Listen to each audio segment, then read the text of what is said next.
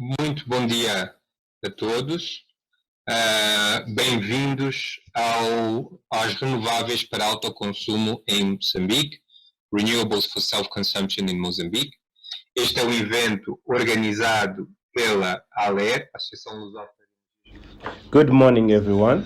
Welcome to Renewables for Self-Consumption in Mozambique. This event is organized by ALER in partnership with MED, Mozambican da União Association Europeia, of a Cooperação Renewable Alemã, Energies, a GIZ, and we have the e support também os of nossos parceiros programs such as neste Promote the evento, Invest, a Associação GIZ, Industrial as well Moçambicana, as our Aiemo, partners e in o this event, CTA. Aiemo Muito and obrigado a todos por CTA. estarem Thank aqui you very much for your e presence in inicio this por meeting. pedir as nossas sinceras desculpas por este pequeno atraso que tivemos. De facto, neste evento específico, como poderão alguns de vós ter tido informação, First of all, I'd like todo o to gosto apologize de ter for feito our delay. As a matter of fact, evento in presencial. this event, as Infelizmente, you may know, dado the event esta should nova be held situação physically. que se desenvolveu Unfortunately, no due final to the da semana new passada, situation, which tomamos a started decisão last de week, we voltar decided a to go evento online. online. And Como as you may know, normalmente, online por norma, meetings temos always have experienciado nestes some últimos technical anos, issues. So os we are eventos ready to online start. sempre correm da melhor maneira.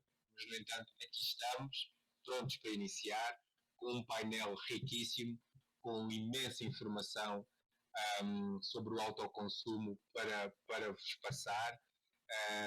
Teremos agora de manhã. And we have a panel with many informations on renewables, and for this morning we will have the legal framework, and then we will present the advantages and benefits of self-consumption for the sector. Oradores a falar, e também teremos, claro, uma oportunidade para perguntas e respostas. In addition to that, we have many speakers, and finally we have room for questions and answers. So you can share your questions on your right side. Just click on it and join the discussion. So existe uma pequena barra que diz Join the Discussion, e portanto juntem-se à conversa, façam as suas perguntas. Join us, make your questions, and we will ensure that your questions are answered by the speakers. And lastly, por último, dizer também que toda esta plataforma no qual the platform where we are now bears an option for companies, which allow companies and individuals to set up meetings. So use the platform, set your meetings, and if you need some help, façam uso da plataforma, marquem as reuniões. Se precisarem de please, you're welcome to talk to Aler and Amer. So we're here to support you. I'd like to welcome all of you. E nós estamos aqui para vos ajudar. And I'd like to introduce Mayra Pereira, who will be the moderator for this session. Que será a moderadora deste evento. Também, talvez aqui, Isabel. Não sei Isabel, can you hear me? Se a tua participação já for possível. If you can hear me, we would like to welcome you. Oh, there you are.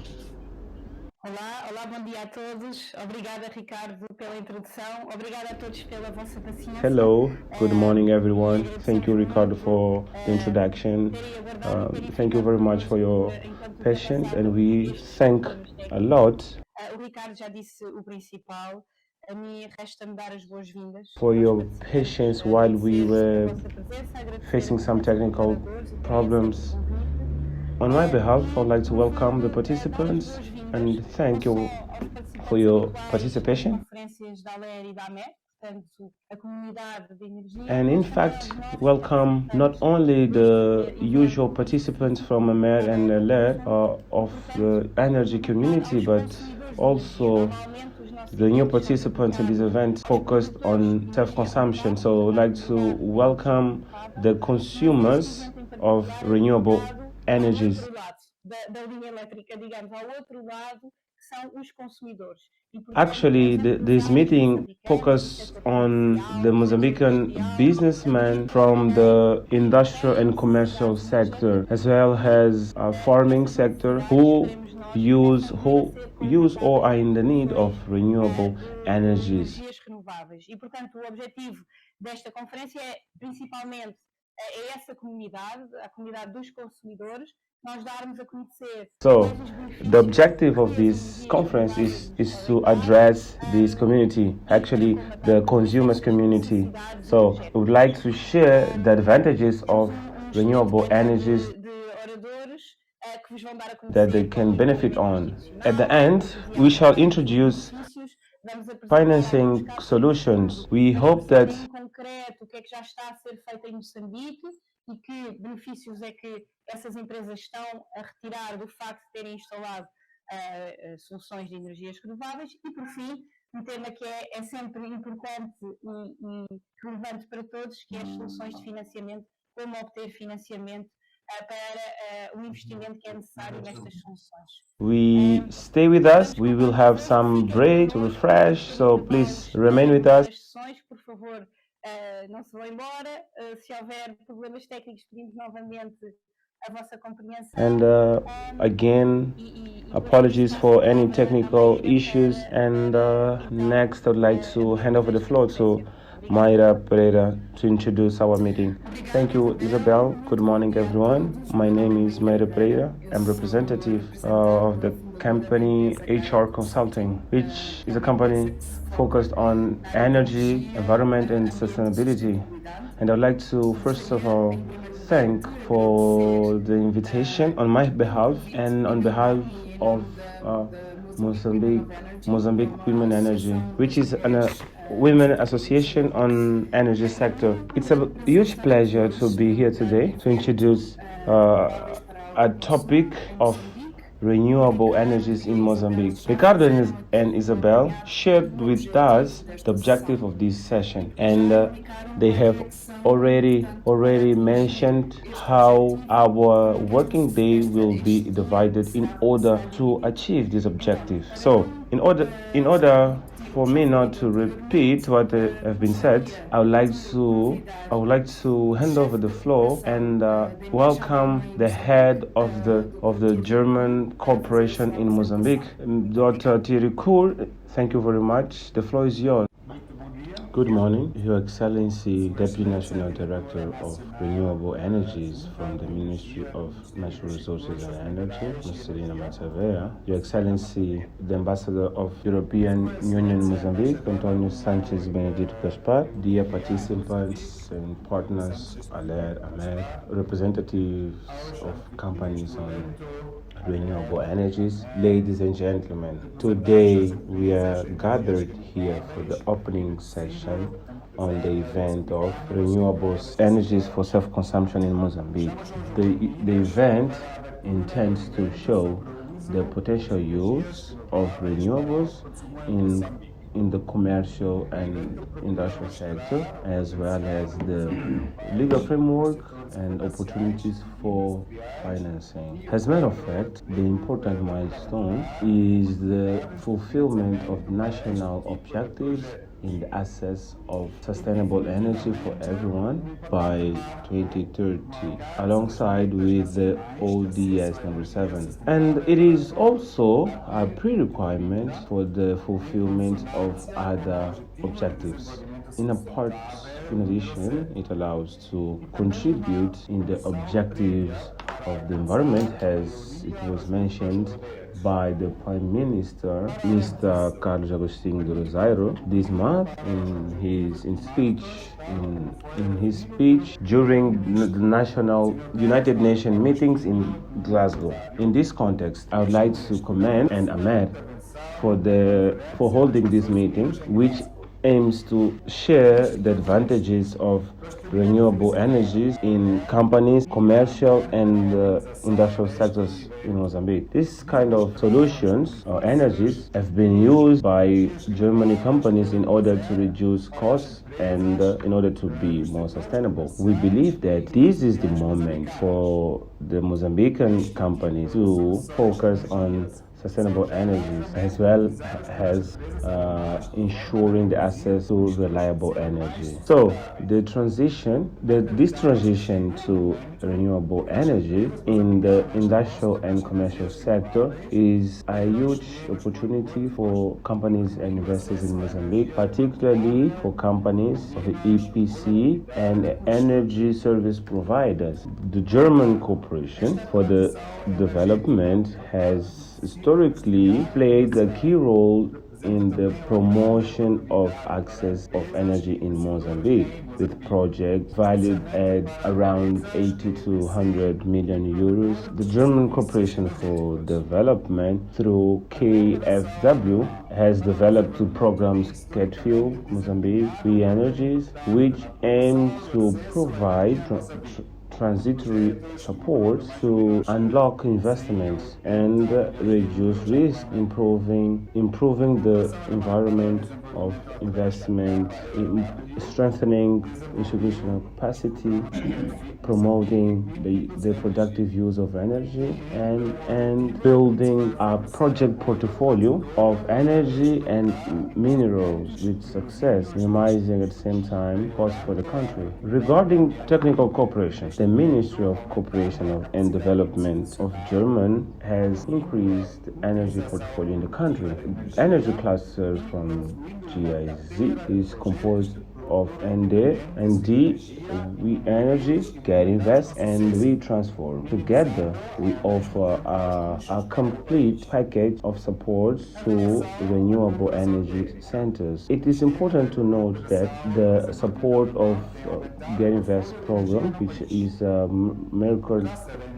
market segment still in discussion to this event, through its partnership with ALER and AMER. Get Invest aims to promote investment in projects and business of renewable energy solutions. Since 2019, the program has been operating in the country, in Mozambique, and it is funded by a European Union from Germany. So this support allows the program to be concentrated in the energy sector in Mozambique by the energy supporters from the European Union in order to promote investment on projects and private sector investments on decentralized renewable energies.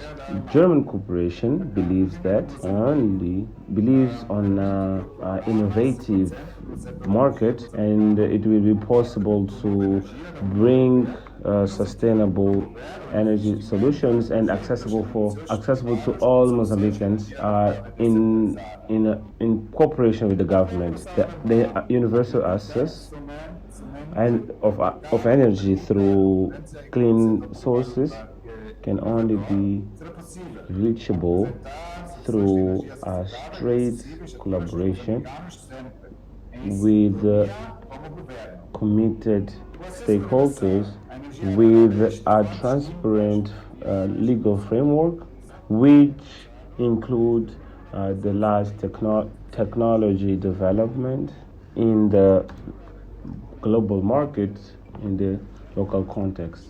So it is with this belief that we wait for the new law on energy, as well as strategy for an energy, which will enhance public and private interests. So we are proud to be side by side with the European Union and with the government of Mozambique in order to ensure the access of energy to all Mozambicans by 2030. Ladies and gentlemen, this event shows opportunities and programs that will promote interest in the private sector of Mozambique, contributing to the socio-economic development of the country.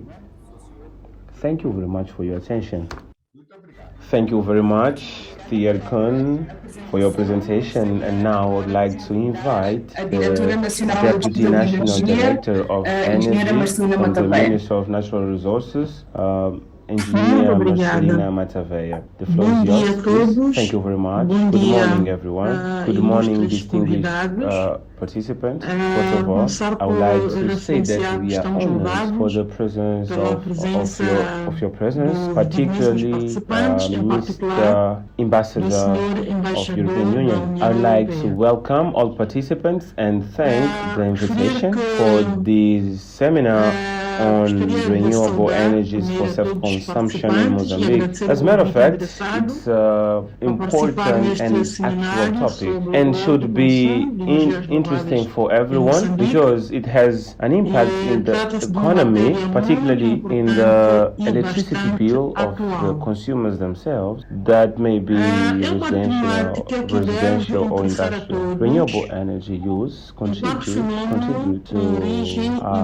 alleviate the energetic dependence on fossil fuels and reducing therefore the emission of greenhouse effect gas associated to the production of energy. The government of Mozambique is committed to the development of renewable energies. Therefore, it is committed in the improvement of the legal framework, creating a favorable room for the implementation of renewable energy projects. In COP26, the Prime Minister, Agostinho Rosario, communicated that the country is committed to develop actions to mitigate the effects of climate change, particularly regarding the implementation of renewable energy projects. And he communicated also the benchmark of renewable energies in the energetic matrix by 2030. The national strategy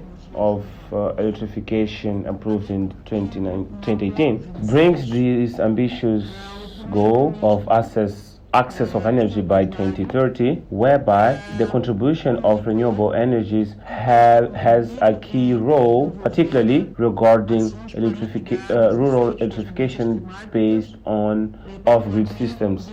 So, system not linked to the national electric grid, because it wouldn't be possible to reach the whole population with access only to the national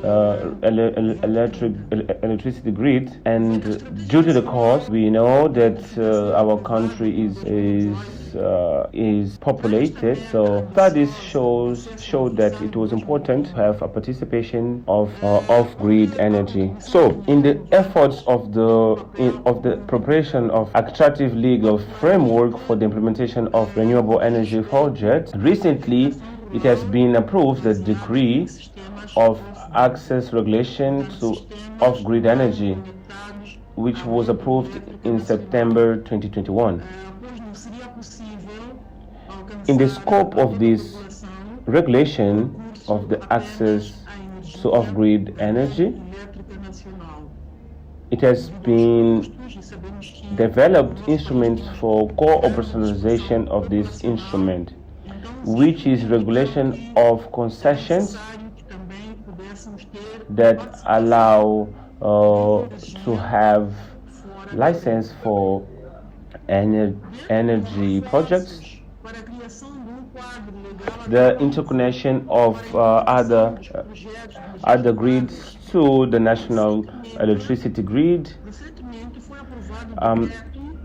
regulation to standard norms of the electricity grid, off-grid electricity, the regulation of quality norms of services and commercial relations, environmental and social regulations, as well as sanction regime. In addition, we acknowledge the importance of tax benefits, particularly of renewable energy, of off-grid renewable energies. It was conducted a study which brings several approaches that shall be considered, and the impact of the electrification with off-grid systems.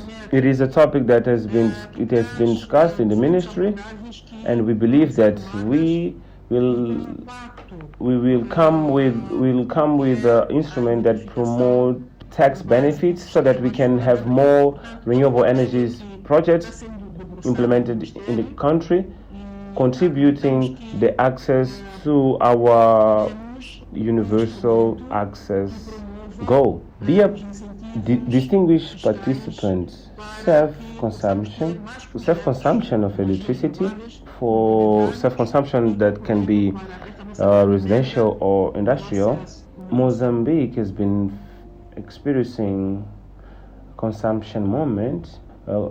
Self-consumption moments arising from the ongoing industrial utilization from the urbanization. So self-consumption comes to tackle not only the issue of electricity bill, but as well to contribute to the improvement of energy access.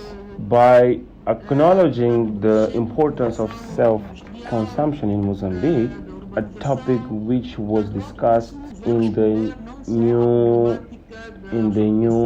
electricity law version, it is covered self-consumption, since we note that it is important to have regulation on self-consumption. So what is foreseen, what is provided is that electricity generation for self-consumption is subject to a record. The availability of surplus generated by self-consumption, which implies the commercialization of the electricity, is subjected to a certain regulation, and the availability of electricity generated by the self-consumer in the national electricity grid, concluded by a smart counting systems, it is subject to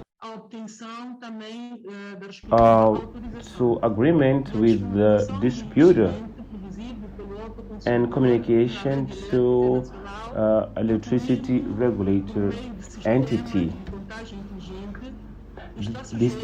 Distinguished participants, self-consumption of renewable energies in Mozambique is a recent topic, so it needs more discussion, more debate, promotion, and awareness of the legal framework in order to allow the growing of it and contribute for the access of energy throughout Mozambique. And I would like to commend the initiative from the Lusophone Association of Renewable Energies in partnership with the Mozambican Association of Renewable Energies for promoting this debate, which possibly will contribute to open our minds regarding the challenges and our strong qualities in order to promote self-consumption and contribute to universal access by 2030, which is our great goal. Thank you for your attention. Thank you very much for your presentation. With no further ado, I'd like to invite the European Union Ambassador in Mozambique, Mr. Antonio Benedito Sanchez Gaspar. You have the floor.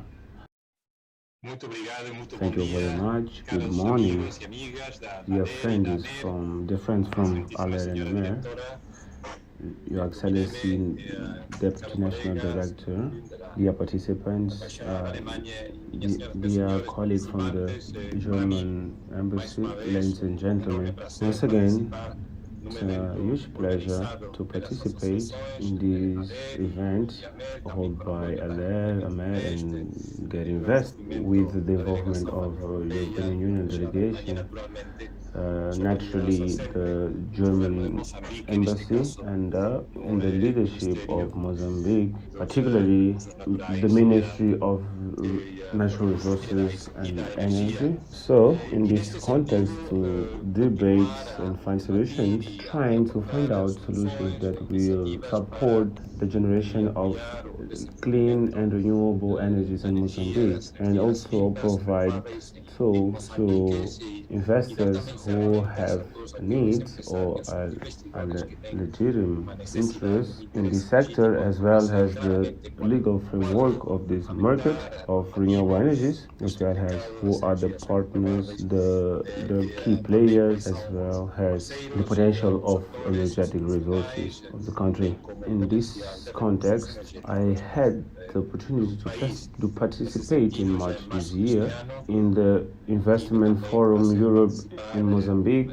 on renewable energies. Actually, it was an important and successful event, and it held more than over 600 participants, representatives from national and international companies, financial institutions, and the government, and partners to support establishing the contact with national companies and international funders. In this meeting, we had a very important document, and I hope that it is useful for you, all of you.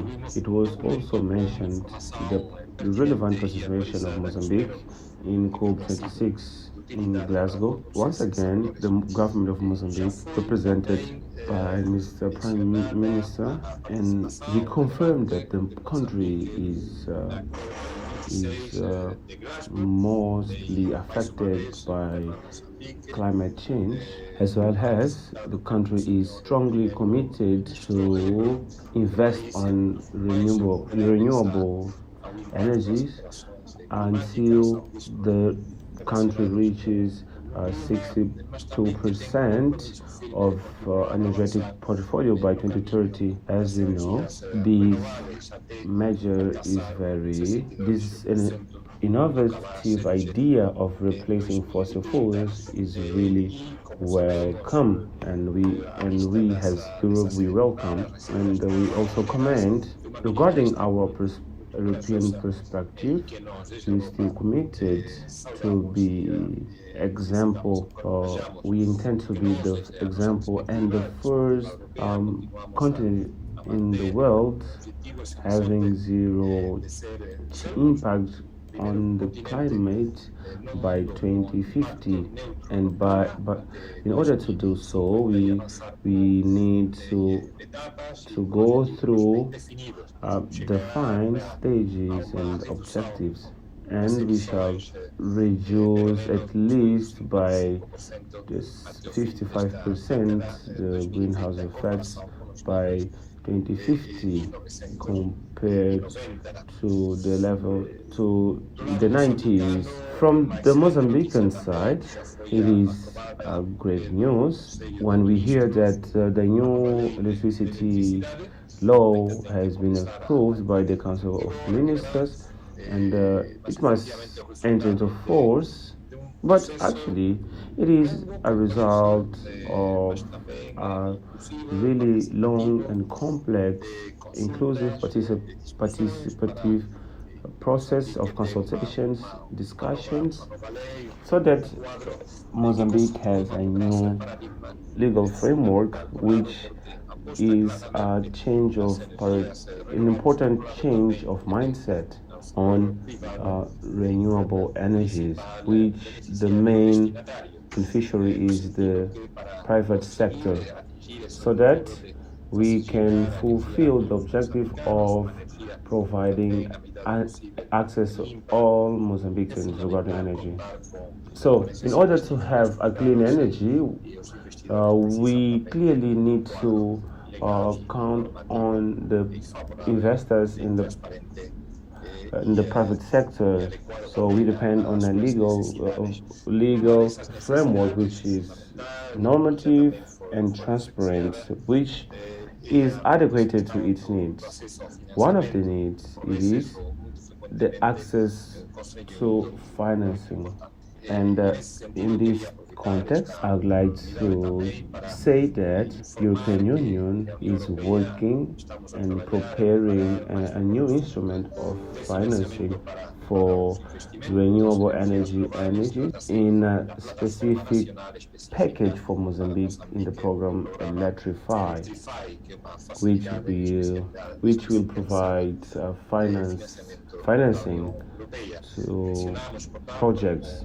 As European Union, through Electrify, we intend to fund technology, small electric power plants linked to the national grid, as well as domestic solar systems and electricity solutions. And we can also support self-consumption, which is the focus of our conference. Therefore, we are all aware of the importance of electricity to the commercial and industrial sector, and we are aware of the direct link between consumption and costs, as well as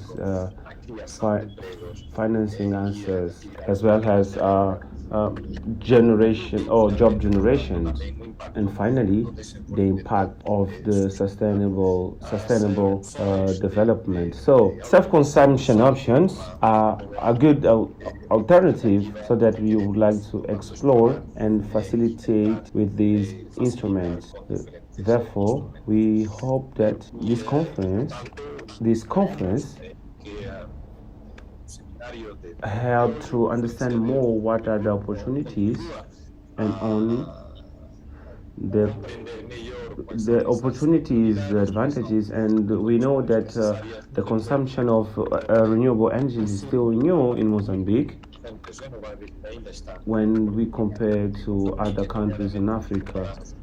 The consumption of renewable energies constitutes 101 megawatts. So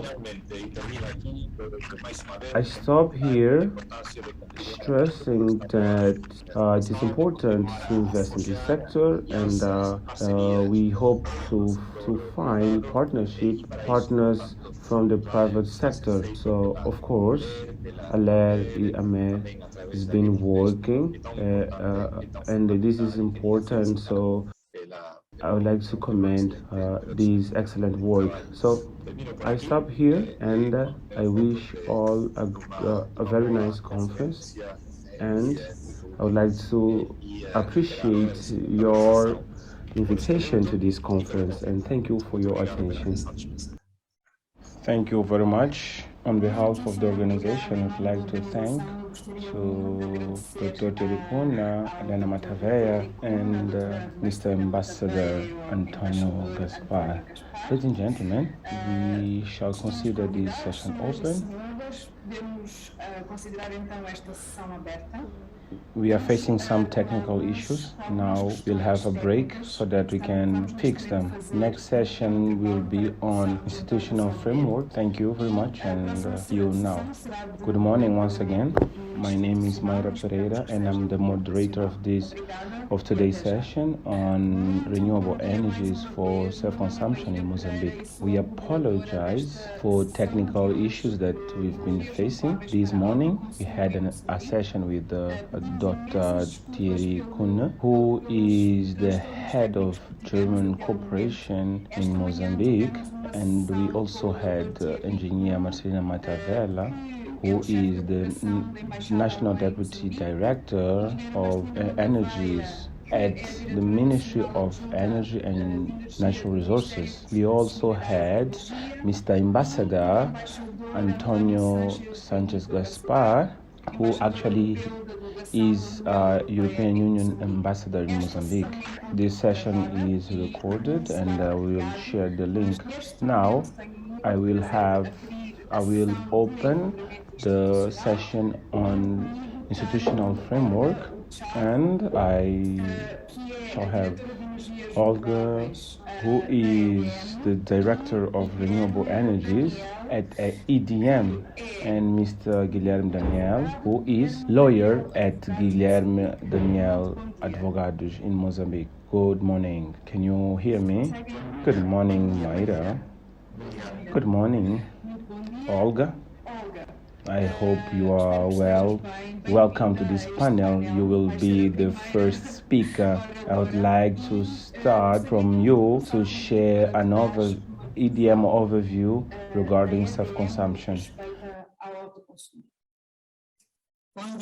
Good morning, Mayra. Good morning, the panel. Good morning, Guilherme and everyone. Thank you very much for this opportunity. On behalf of EDM, I'd like to thank for the invitation. As a matter of fact, self-consumption is very wide, but it is an approach which we have to consider mainly regarding the industry and issues of energetic efficiency, as well as climate change topics, particularly in the trend of reducing consumption, emissions, etc. It's been a comprehensive context. However, theoretically, self-consumption, particularly in domestic component and industrial component, can be seen as a threat to the utilities. So, since they run a risk of losing their sale of energy, since it is the core business of electrical utility company. However, it is important to understand that with the demand or with the increase of demand, and since the production is not enough, there is room for everyone, and EDM is not an exception, because EDM is open for self-consumption in a transparent manner. Of course, technical issues shall be observed, for instance, in order to have connection requirements.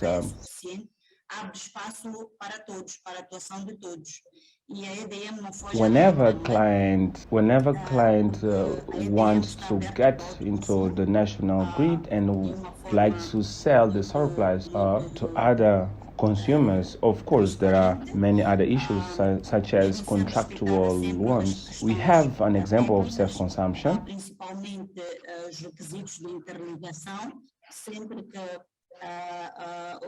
which is linked or connected to the national electric grid, and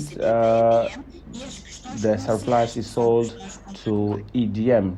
This is the case of Maragua sugarcane plant, which uses renewable energy technology, in this case biomass. In areas that they do not produce energy, Maragua sugarcane plant is supplied by the national electrical grid. Whenever the plant has a surplus, this surplus is injected into the national electrical grid and sold to EDM. So in general, we see that it is open. It is something that EDM has utility, intends to consider in the near future, and as a smart utility, EDM shall improve. If we see the other side, where we are working with electrification, mainly regarding the electrification objectives of the country, which is universal access of energy by 2030, we can see that self-consumption has been playing an important role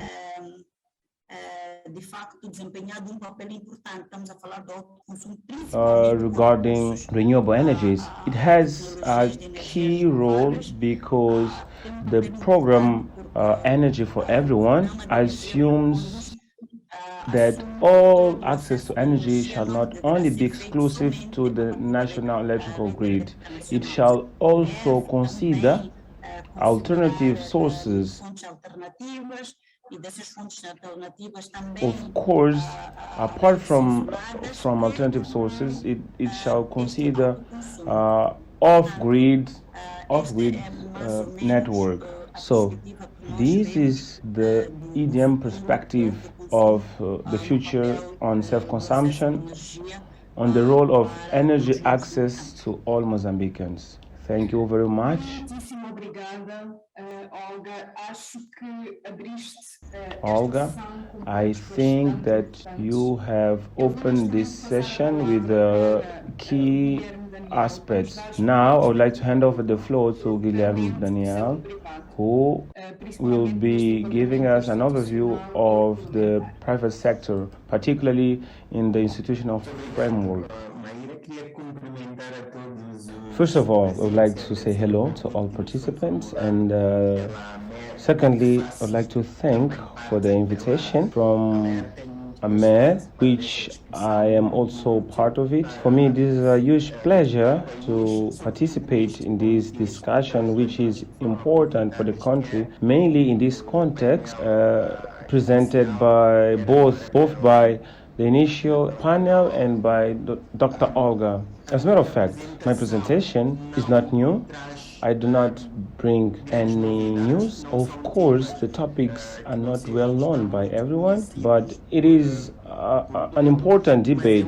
Of course, this issue will be overcome by the approval of the new electricity law. Our panel is on institutional framework, but my presentation will be focused on the regulatory framework. Next slide, please. We need to understand that the electricity law, which is in force, was approved in a completely different context. Therefore, we need to have a background on what the law effectively foreseen. So our law does not cover the topic renewable. So we can understand that at that time the topic was not relevant. The topic didn't need any regulatory intervention. However, this instrument, the electricity law, is applicable to all energy sources. So everything that is not excluded, is not forbidden by law, it is permitted. There is only one reference in the law, what we consider self-consumption. In the law, use and consumption, and particular consumption in Article 10, it is not defined, and it is not stated what self-consumption would be, as we will see in the self-consumption norms. So, electricity law does not have any answer to current needs, does not have answer to solution sets which are being implemented. Dr. Olga mentioned the experience of Maraga sugarcane plant in connection to the national electricity grid and the sale of the surplus. So it is happening, but in terms of regulation, there is no any sufficient coverage. Regarding the legal framework in place, next slide please. Article 10 of electricity law foresees that electricity generation is subject to the permission in Mozambique. So the law allows the generation and use for self-consumption. But the fact that the law provides this does not answer to all issues regarding self-consumption, particularly renewable self-consumption in Mozambique. For example, we did not have rules nor additional regulation on self-consumption apart from the statement, but there is no it is not provided in the law, topics on energy generation, and it is not forbidden by law the selling of surplus or the selling of self-consumption production means to third parties. As it was said by Dr. Olga, EDM gets from producers for self-consumption. EDM has this mandate at the national level, but we're not aware about the rules on these purchase contracts by EDM to self-producers. So these rules need regulation, and our law does not cover, as well as topics related to the connection of self-producers to national electricity grid. So this is what we have today. However, the bad news shared by Engineer Marcelina Matavea in her initial presentation is that the government is really sensitive to these topics, and it is sensitive to the need of self-consumption regulation. The Council of Ministers approved on 20th September this year the approval or the proposal of electricity law revision, and at time, as the Council of Ministers spokesperson said, this law will prioritize the utilization of renewable energy sources. The discussion on the law, unfortunately, had great intervention of the private sector, and namely the intervention of AMER itself, which had the opportunity to share its proposals for the review of the law. It is expected that lots of the questions today are covered in the new law. We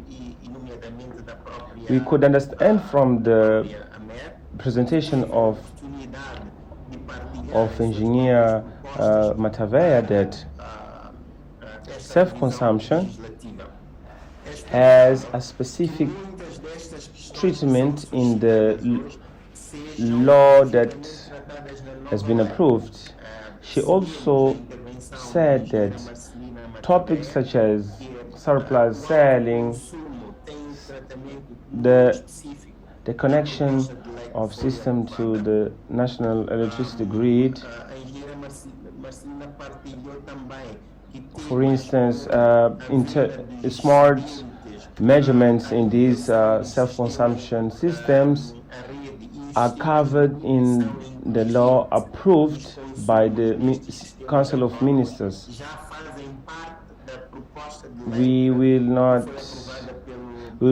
not try to guess what will be approved by the Parliament, but we expect that all the proposals shared by Engineer Marcelina Matavea will be approved, and they are the beginning of a good future for this subsector, which is usually used by the private sector at domestic level, particularly in off-grid areas, but is also good for industrial and commercial producers.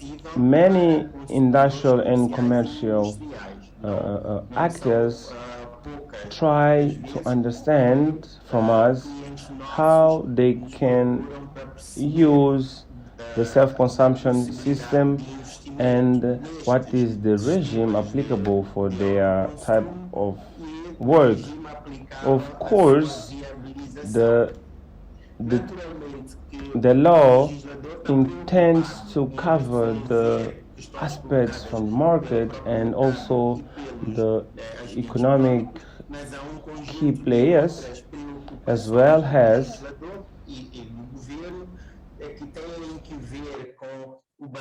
other issues. For instance, the balance of the public and private interests, in addition to solutions of self-consumption without undermining the interests of the continuous development of the electricity grid and the universal access. So there is a set of interests that shall be combined, and we expect that the new law and the regulations arising from the new law will cover these and other topics regarding self-consumption. So this is what I wanted to share.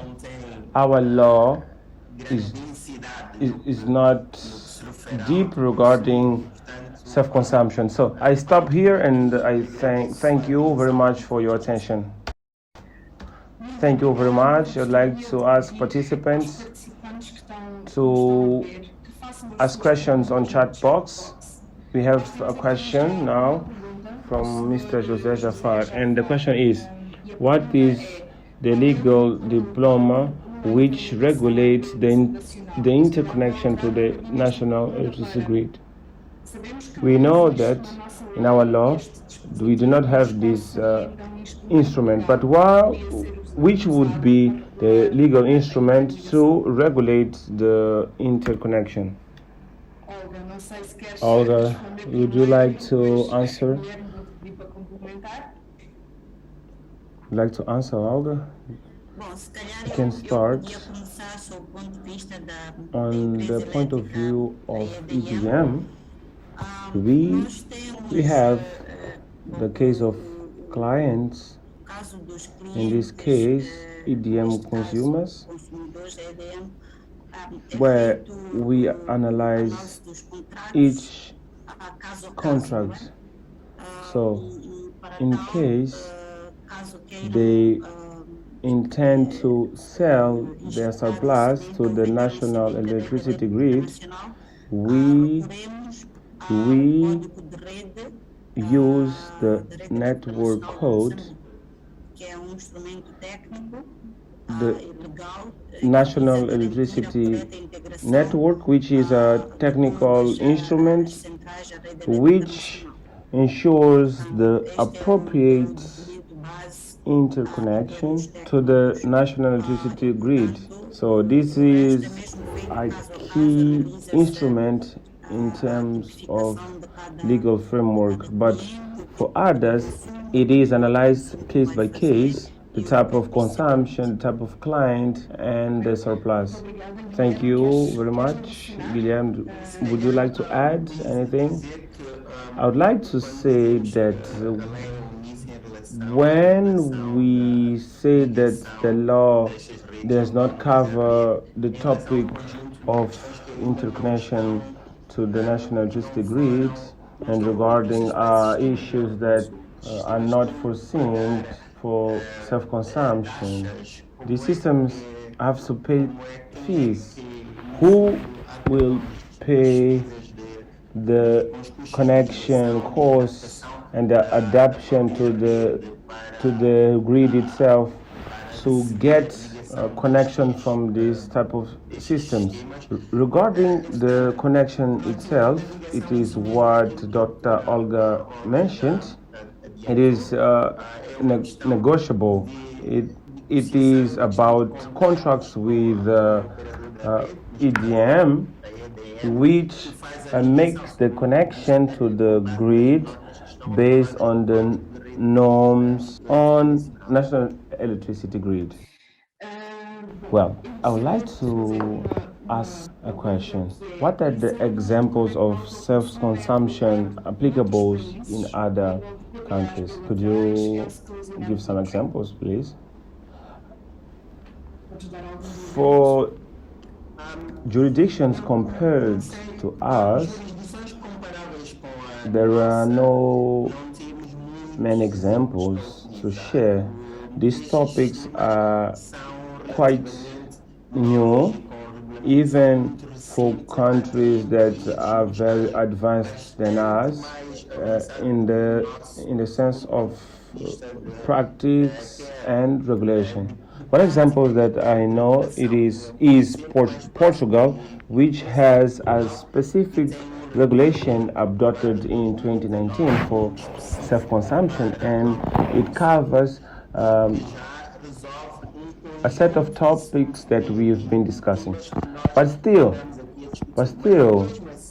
regarding Portugal, there are issues that in practice do not work as we expect, such as the definition of the surplus to the grid and the probability of sale of the surplus to the grid itself. However, on the regulatory point of view, there is a specific definition of what are the regulatory issues are, and covers the private and individual consumption. And regarding PPAs, even jurisdictions in advanced stage such as Portugal, the sale of the surplus is done by the producer, by the permission owner. He's the one who will be selling the surplus to third parties. However, there is the owner of self-consumption permission is the one responsible for production, not necessarily the owner of the utilities, because they can be rented to third parties. They can be regulated by contractual instruments, but the consumer is the owner of the production permission. Thank you very much. I think that we cannot predict the future, but we are in the right way in order to have the appropriate institutional framework so that we can have access to self-consumption. And with this remark, we will actually would like to thank for your participation in the panel, and now we will break for some minutes, and the next session will be on the benefits of self-consumption, which is linked to the previous presentation from Mr. Guilherme, who shared the current institutional framework overview and what will be the future. And we will finish here and see you in the next session. Now we move to the panel of advantages and benefits of renewable projects for self-consumption. My name is Mayra Pereira and I'm the moderator of this session. For now, I'd like to invite José Mestre, coordinator of Get Invest, to make his presentation. Thank you very much. Good morning, everyone. Good morning, Mayra. Thank you very much for your introduction. Thank you, Aller and Amer, for your invitation. Would like to thank people from Get Invest, European Union, Sweden, Germany, and Austria, and Holland. Next slide, please. Well, before starting my presentation, I'd like to introduce Get Invest in a nutshell. It is a European program funded by European Union, Germany, Sweden, Germany, and Austria.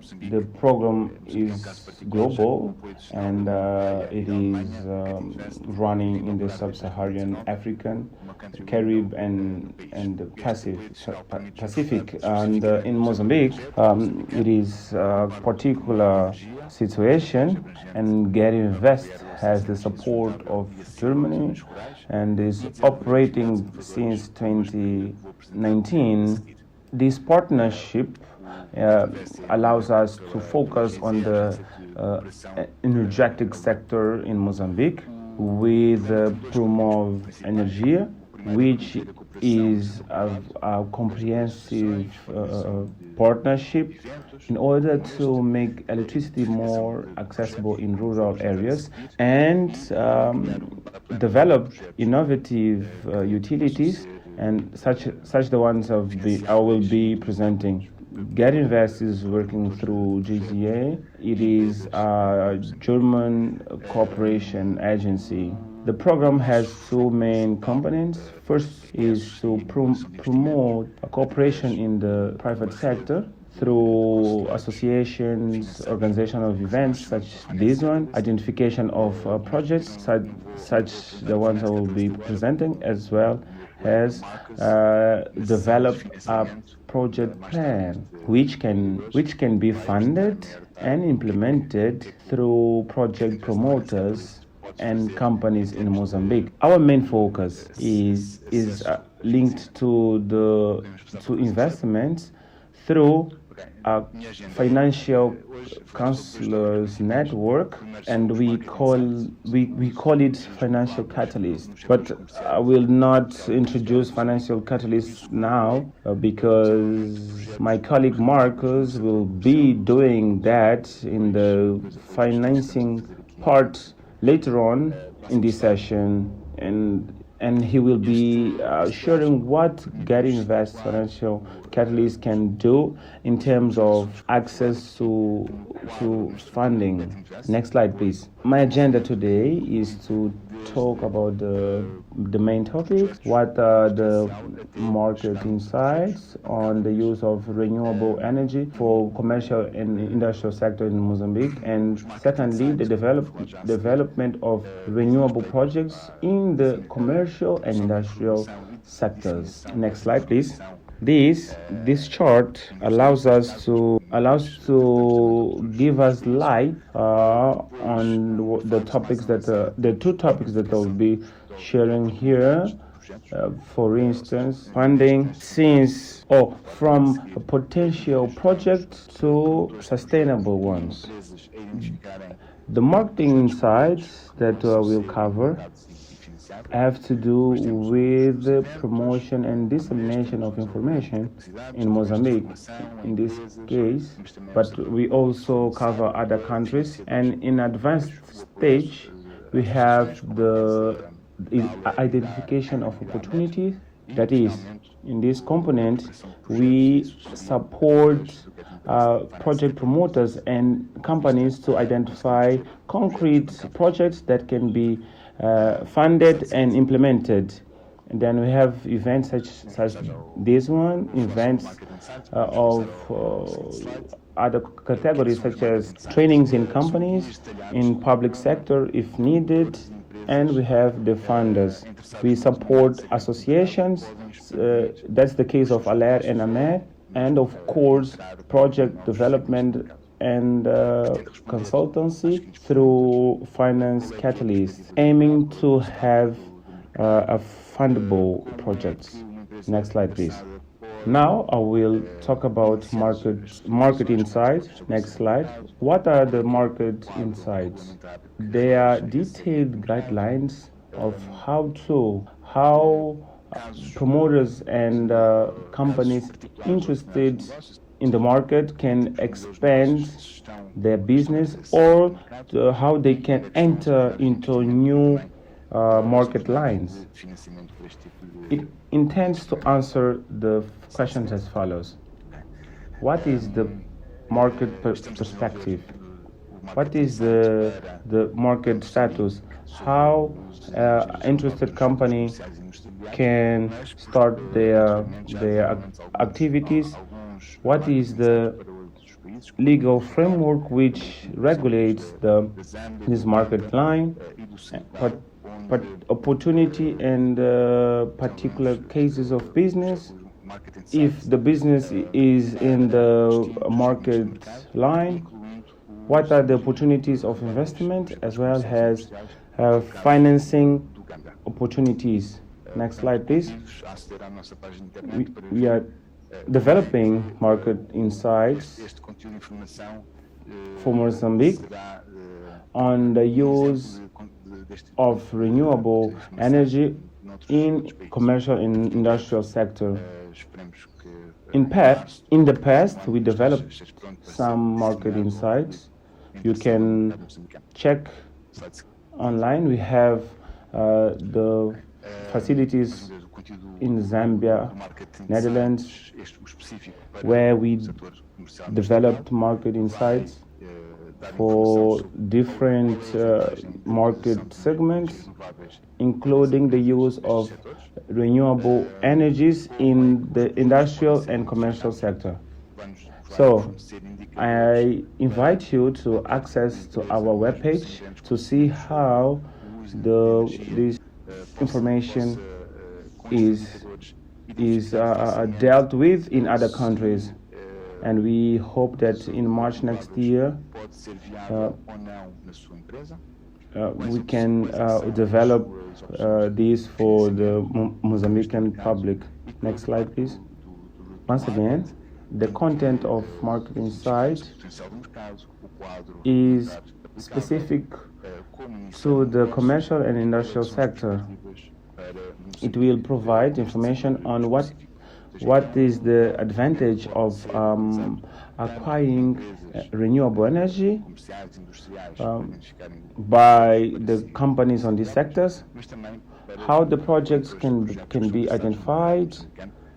So it will provide indicators for any type of companies, even if with these indicators it can identify if the use of renewables is feasible or not in the country. What are the financing options and route to market, where we identify the potential of the market, the legal framework, how to start a business, and what are the outlook of the market in Mozambique for this specific sector. So this can be done by commercial and industrial companies, as well as by project promoters that are interested in the Mozambican market in order to attract investments to the country. And finally, we have the business models. What would be a business model in Mozambique in this market segment? Next slide. Now I will present my agenda. What we've been doing for commercial industrial companies to develop projects. Next slide, please. We could see that in Mozambique there are many challenges and opportunities for renewable energies in these sectors, commercial and industrial, and companies are starting getting interest in renewables, mainly for two main reasons. First of all, is the quality of electricity, and then the cost from EDM, and which will be increasing in the future. However, the legal framework is challenging, as it was presented by Guilherme, and with our support, we will be able to help companies overcoming the legal framework in force in Mozambique. What we offer to interested companies, we can offer feasibility studies. What are the benefits of the system in terms of electricity consumption and quality of electricity as us. In addition to that, we can advise on what is the appropriate approach to a specific company. If the company decides to make an investment, we support companies how to launch a tender, how to evaluate, assess the proposals, as well as helping to identify the company which will build the system, which will install the system. We can also support on assisting how to install the system, because the company can choose to hire another company to install the system. We support the company which is interested. We do not have any relation with installing companies or funders. Our objective is to ensure the best option to the company that we are supporting. Next slide, please. So, our support to interested companies. We will help the companies answering this kind of questions. What is the ideal capacity? What can I install in my facilities? What is the cost? So, how long I will take to have income on my investment, and the tendering stage to prepare proposals, and what is the business model, the most appropriate business model. So our support is free of charge. It is free of any relation with companies or investors. Next slide, please.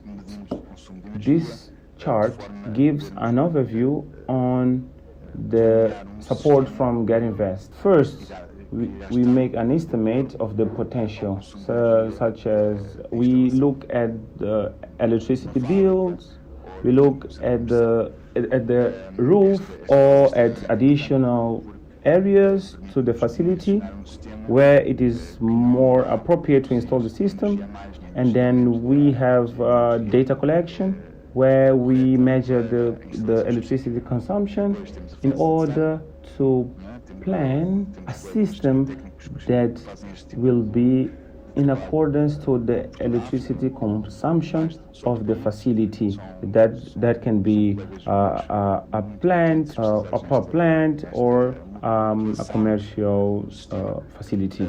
So this phase is very important because it allows us to dimension, to measure the system in order not to produce more or less energy. So we have the design phase. We have technicians who do this kind of work in over 18 countries. They are very competent and skilled in system development, and of course we will have a very close follow-up through a focal point of the technical team in Mozambique, the technical team that develops the project, and the team that we are supporting. And then we have the identification of the appropriate business, where we will consider finance issues of this type of investments, including the investment amount, the foreseen investment amount, and lastly, identification of the supplier or the equipment or energy service in accordance with the company that we are supporting. Next slide, please. How companies can get support from Get Invest. In the last weeks, through our partners in Mozambique, for this support includes Aiemo, Oliveira. We have been sending questionnaires to companies to get information on electricity consumption and to know if the companies are interested in our support. So if they're interested to get the support, the companies should complete the questionnaires on the consumption of energy and indicate if if you are interested to get our support. So these questionnaires are returned to the institutions that contacted you, and our team will be in touch with you, and we start the support process. If you haven't received the questionnaire, please contact the associations or myself through the contacts in the next slide, so that we start a conversation regarding our support. Next slide, please. So this is all. You have my contact detail and my colleague contact who is working in the Getting Vex support service, and you can contact us, or you can visit our offices to speak physically with us. Thank you, Mayra. This is the end of my presentation. Muitíssimo obrigada, e a todas as empresas que estão, portanto, a ouvir e que ouviram a apresentação do José Mestre, por favor, comuniquem este caminho que o José mostrou, mostra que estamos num processo de começar a ter canais de comunicação mais perto.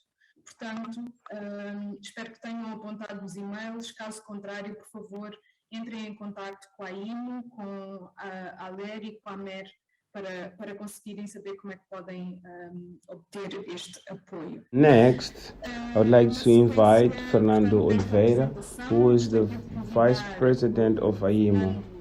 Oliveira, que é Mr. Fernando, the floor is yours. para fazer a sua apresentação. Fernando? Hello, good morning everyone. It is a pleasure to be here with you in this session, and it's a pleasure to have this partnership, which I think it is very important for at least to understand firstly what renewable energies are and how they can affect industries in Mozambique. I have a presentation that shall be shared on your screen. Next slide, please. In general, this session comes in a historical moment where Mozambique is getting ready to investments which will access to natural resources, and Mozambique needs fossil fuels. I have a slide that I would like to share with you. Next slide, please. This example is not that recent or that actual, but this is the price of gas that went up 3 times. Of course, there are reasons behind this, and we are less certain that about the evolution of prices, and we do not know about the future. Next slide. This example is classic. This example shows something simple. For instance, a vehicle company producer, which is Tesla, which represents 1.5% of car manufacturing industry in the world, which has been transformed in one of the valueless companies in the world, and alone it overcomes all other car manufacturing. So this shows something. It shows that there is a change, still is changing, and we can see that there are new type of world investments. In this moment, when this chart was developed, actually the value of the company went up 4 times. So in this context, it makes sense for us to be more aware about these topics, because we cannot walk alone.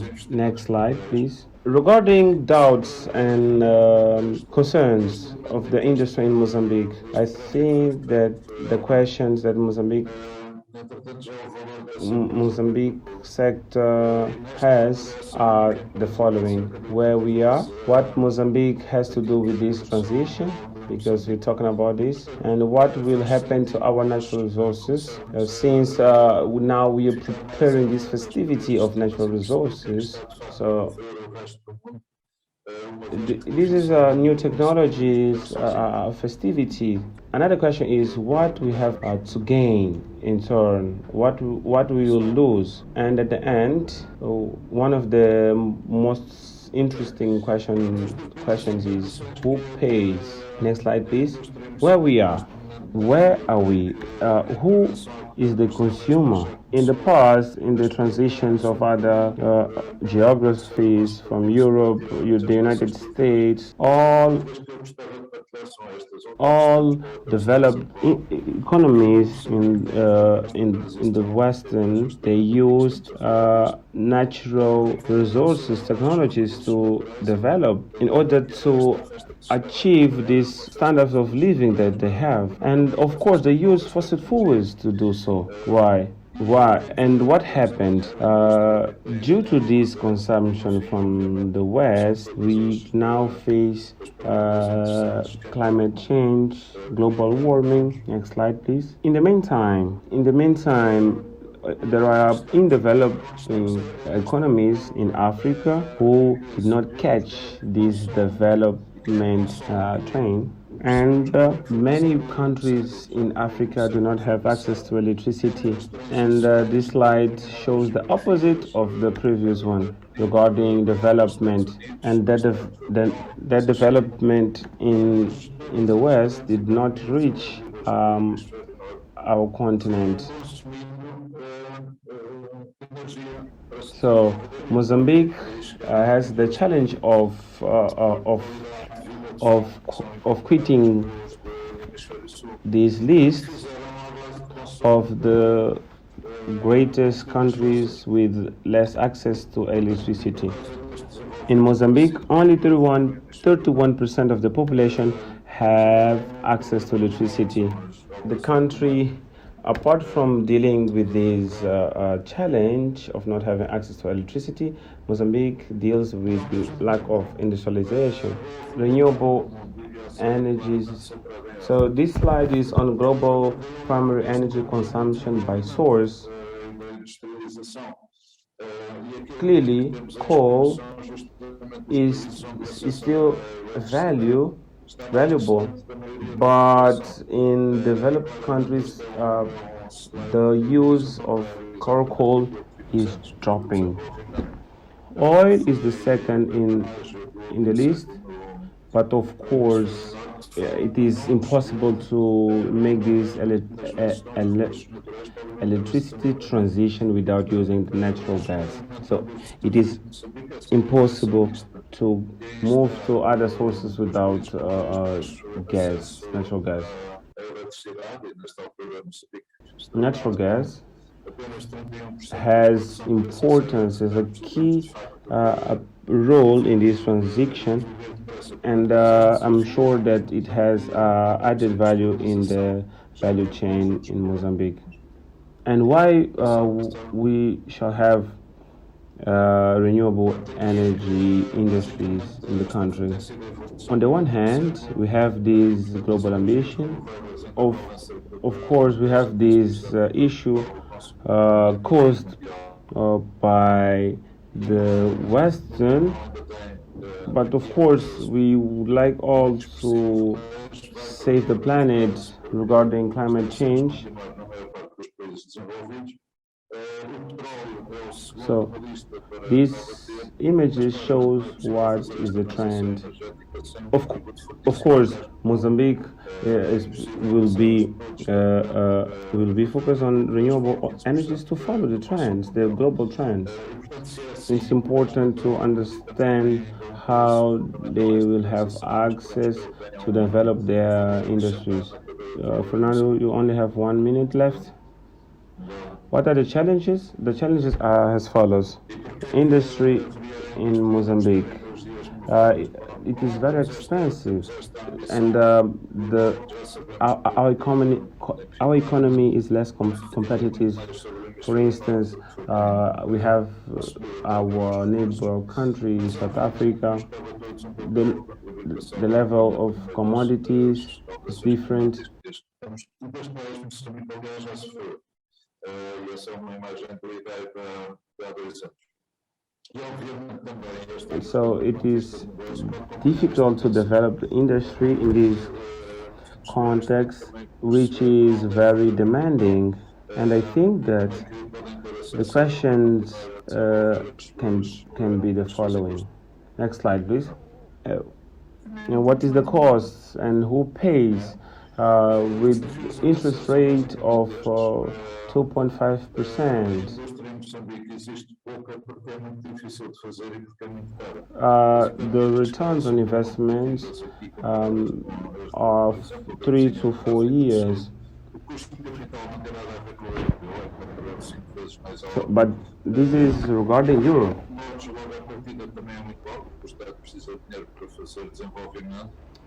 To wait 7 up to 9 years, this is not going to happen.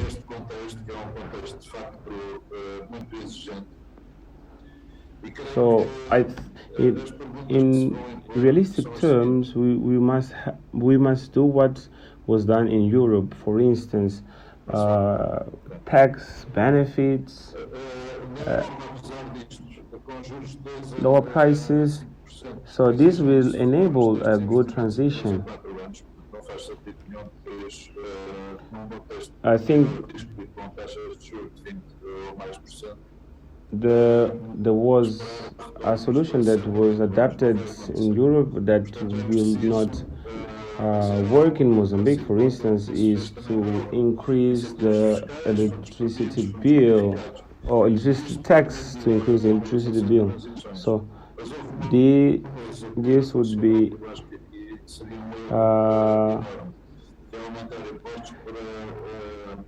this will be really difficult for the economy. So first of all, it's important to understand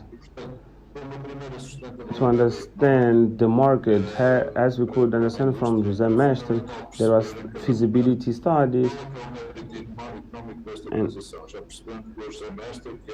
it is important to give more inputs on how this transition can be done in Mozambique. It is important to understand that this will only happen in this context if the options present the investment opportunities. And I'd like to thank our colleagues and everyone. Thank you very much for this presentation, Fernando. Very interesting, this overview of Aiemo and the industrial sector. I would like to invite Simone Santi, representative of CTA, to make his presentation. Good afternoon, everyone. After Fernando's presentation, my presentation will be general, but this topic is really important, and on behalf of CTA, I'd like to thank for your invitation. Could you please turn your camera on, Simone Santi? Yes. Please, next slide. This is the group, the work group from CTA. We have a department which deals with natural resources and energy. And this department, I am the president of this department, and I have 3 vice presidents, one in electricity, another on local content, and other on natural resources and oil and gas. This department is very comprehensive, which covers all domains in matters of electricity and all natural resources. Our mission is public and private dialogue with the Minister of Natural Resources, as well as find international partnership, because we think that in this phase it is it has a huge importance in developing the activities. So we promote international partnerships. This sector is very wide: power generation, transmission, and distribution. Next slide. The situation of electricity in Mozambique. We have abundant renewable energy potential in all territory, mainly in solar part, and which is currently mostly exploited.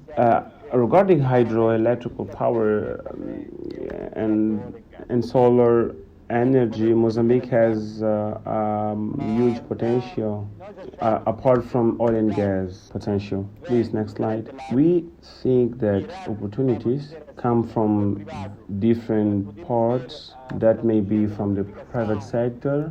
We could see the electrification strategy with huge focus on renewable energies. The government is also making efforts on the dialogue with the private sector to revise electricity law in order to allow a more active private sector. The demand of electricity, not only of the country but other areas in SADC, because we have our neighbors that would need our help, so they need our energy.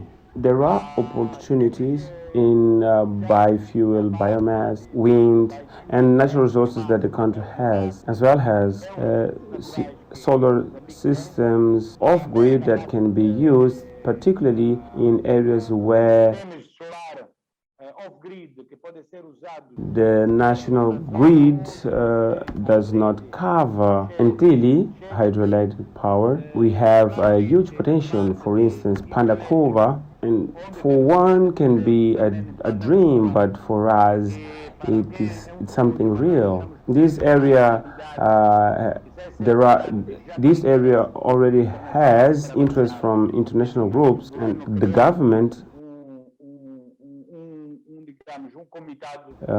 is studying it is presenting to international partners, and that was last week in Dubai, the Panankova concept, and clearly the government already has an offtake at regional level and at the level of the country. Next slide, please. Regarding challenges, the challenges are as follows: as simplified legal framework regarding import tax, and other challenges such as HR skills combined with logistics. We have a huge territory and wide, and many times we have challenges reaching places where there is availability of sun and wind. Another problem that Vice President of Aiemo is the issue of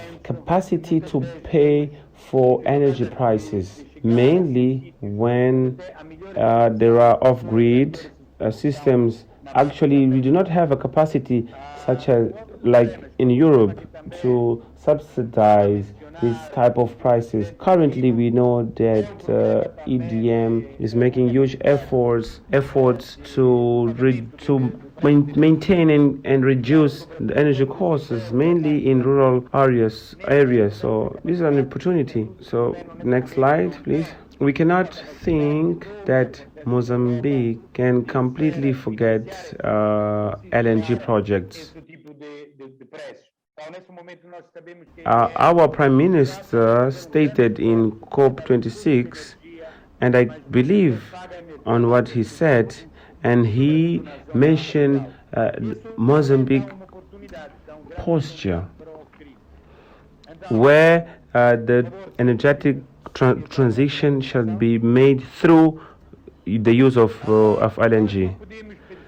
One example to show the potential of Mozambique in terms of gas, if we are the top worldwide currently, what is the market of gas. What is the market of gas for Mozambique? Is China, India, Japan? Qatar also has the same market, and now Qatar is producing huge quantities of gas, and in 5 years Mozambique will have 31.4 MTPA. Mozambique has already discovered a gas value that is very important, and according to this map, in 2025 in production we can have practically we can have the half of what Qatar produces today. If we consider next year, the Mozambican government will have deficits on royalties. Actually, the country will have royalty of 400 million US dollars. So in 4 years' time, the country will have royalties of around 1 million. So this is the impact of gas in our energetic transition. So we cannot think of a transition that does not care about development. A part of this gas is for domestic use. So next slide, so that I finish my presentation. Well, I would like to thank and focus on two main aspects. The energetic transition cannot be a copy and paste of other countries' transition, but it shall consider that Mozambique is currently producing a great quantity of coal. So we shall move from coal into a more renewable resource, a more green resource. So we need a greener energy transition in Mozambique. Second aspect is local content.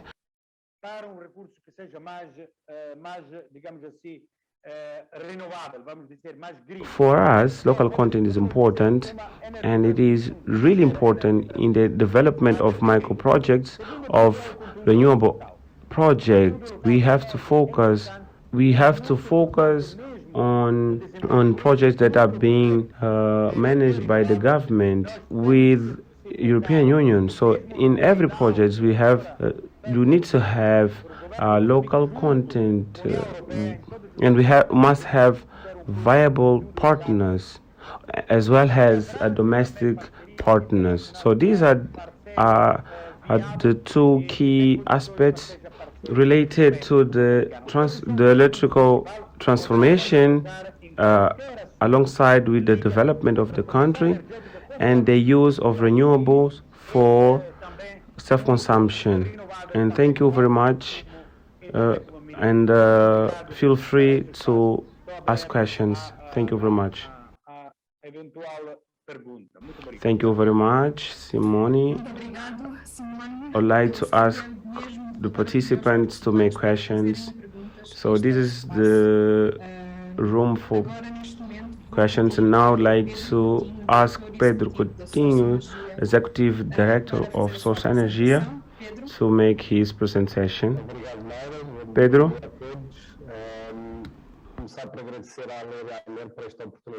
Good morning, everyone. First of all, I'd like to thank Aller and Amer for this opportunity to join this discussion. Could you please make my presentation available on the screen? Well, the presentation is still not available. Thank you very much. The presentation is available already. My colleagues presented on legal framework in Mozambique, and I think that the key message to bear in mind is that we experienced a new reality of energetic transition, and we hope that gas has a key role play in this transition to help developing country and the people. Another aspect is that Mozambique is evolving and we are experiencing time of changes, and time of changes bring opportunities. So this is my focus on my presentation. I'll be talking about how to put into practice these opportunities that have been presented. I hope that the consumers can benefit from that. On my first slide, I will try to show the greatest opportunity, which is cross-cutting to the point. Mozambique now has high need of electricity. Sometimes the electricity costs are competitive. Of course, renewable energies will bring more advantages to the client.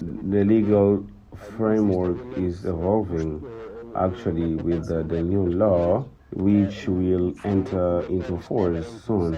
And above all, we can try to capitalize some spaces with the clients, ensure the energy supply to off-grid areas, and of course contribute to the development of renewable energies and reduce the country carbon footprint. So there is a way which we can make installations of these systems without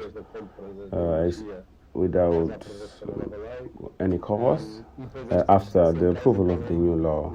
And the power plants have duration of 30 years. So this is very simple. It's like changing any type of generator by another source of energy.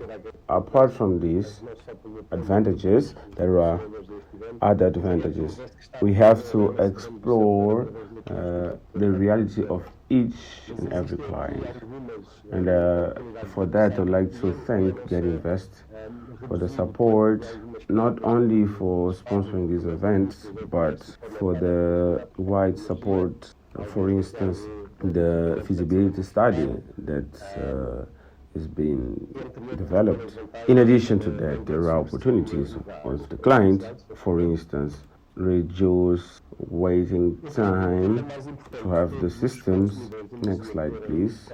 I think that the most important topic is for all energy consumers to bear in mind is to be aware that the electricity cost is not the only cost that we pay on our electricity bill. There is a terminology used where we try to sum up all of the aspects that contribute to the cost of energy. Of course, the cost of the grid time, the failures that the equipment has, maintenance costs, diesel, and other energy sources. By the way, I've been to Bazaruto and I could see many generators operating, and solar solutions may bring savings to the clients that may go up to 60%. Next slide, please. Talking about commercial industrial self-consumption opportunities, and the first experience in Mozambique. Actually, we operate in Mozambique since 2015, working on renewable energies. Currently, we have 20 megawatts. We have a strategic partnership with Mvelak. We are operating with an installation company with domestic power installations. We are developing the first projects with energy service company in Mozambique, and we have developed some self-consumption projects. In the last 10 years, 2 years, we've been investing on marketing awareness. So try to raise awareness on the clients about our services, as well as a feasibility study, which helped us not only to to the client's advantages, but also to have more detailed awareness on what are the opportunities. Next slide, please. What is the typology of promoters? What we can propose to the clients? So there are three main solutions. The first one is the sale of energy. So we can reach out your industry or your business and make an installation with based on energy contract. Of course, this is subjected to the new electricity law. The second solution is through purchase. The purchase can be through leasing or through direct purchase with the company own funds. So I would say this is case by case. There is an fee growth if it is the case of energy sale, and regarding savings, as you can see below, in each case the saving is different, and savings have to do with the typology and the cost. If it is zero investment, or if it's an investment based on leasing, and the savings are higher. In the case of energy selling through PPA, the financing will be through us, and the installation would be in favor of the ultimate client. Next slide, please. Regarding the plants, so there is always a contract in place, and the contract is always on the time the system will be working, and it will depend on if we only be doing the maintenance or the operation on the client. So this maintenance will be done through a software that is linked to the plant. So we are measuring the energy that is injected to your installation, and by that we are able to make preventive maintenance, and we are always issuing reports so that you understand how the solar installation works. In this package include assets management and the insurance of the installation. Next slide, please. So this is an example of the three types of installations. As you can see on your left, on your right, I mean, probably in Mozambique, the example I can give is, for instance, make installation in a parking lot. For instance, Gloria Mall. There is a parking site which is open where we could install panels. So we will be occupying the parking site. The second way is called rooftop, where we install the panels on the roof of the facility, and we have the ground mounted. So in these three examples, we try to explain how it works. On your left, you have your grid, in this case EDM, and in the center, generators. I believe that most of you use generators, and the generators can be replaced by solar panels. And case by case, if it is off-grid case and decide to use batteries, so if you want to use batteries, in this case you need to use generator. In this case, it is through inverters, and we have the management where the energy producer supplies the consumers the quality that is supplied, and obviously to try to see what are the savings. Next slide, please. Next slide, please. This is what José managed to present it. This is the process that should be done. Next slide, please. So these are 4 case studies that we carried out in several provinces in Mozambique, where we analyzed 10 ways of selling energy. So being that the client would have 15 years of using the power plant without any type of cost. We have the dimensions of each plant that was started.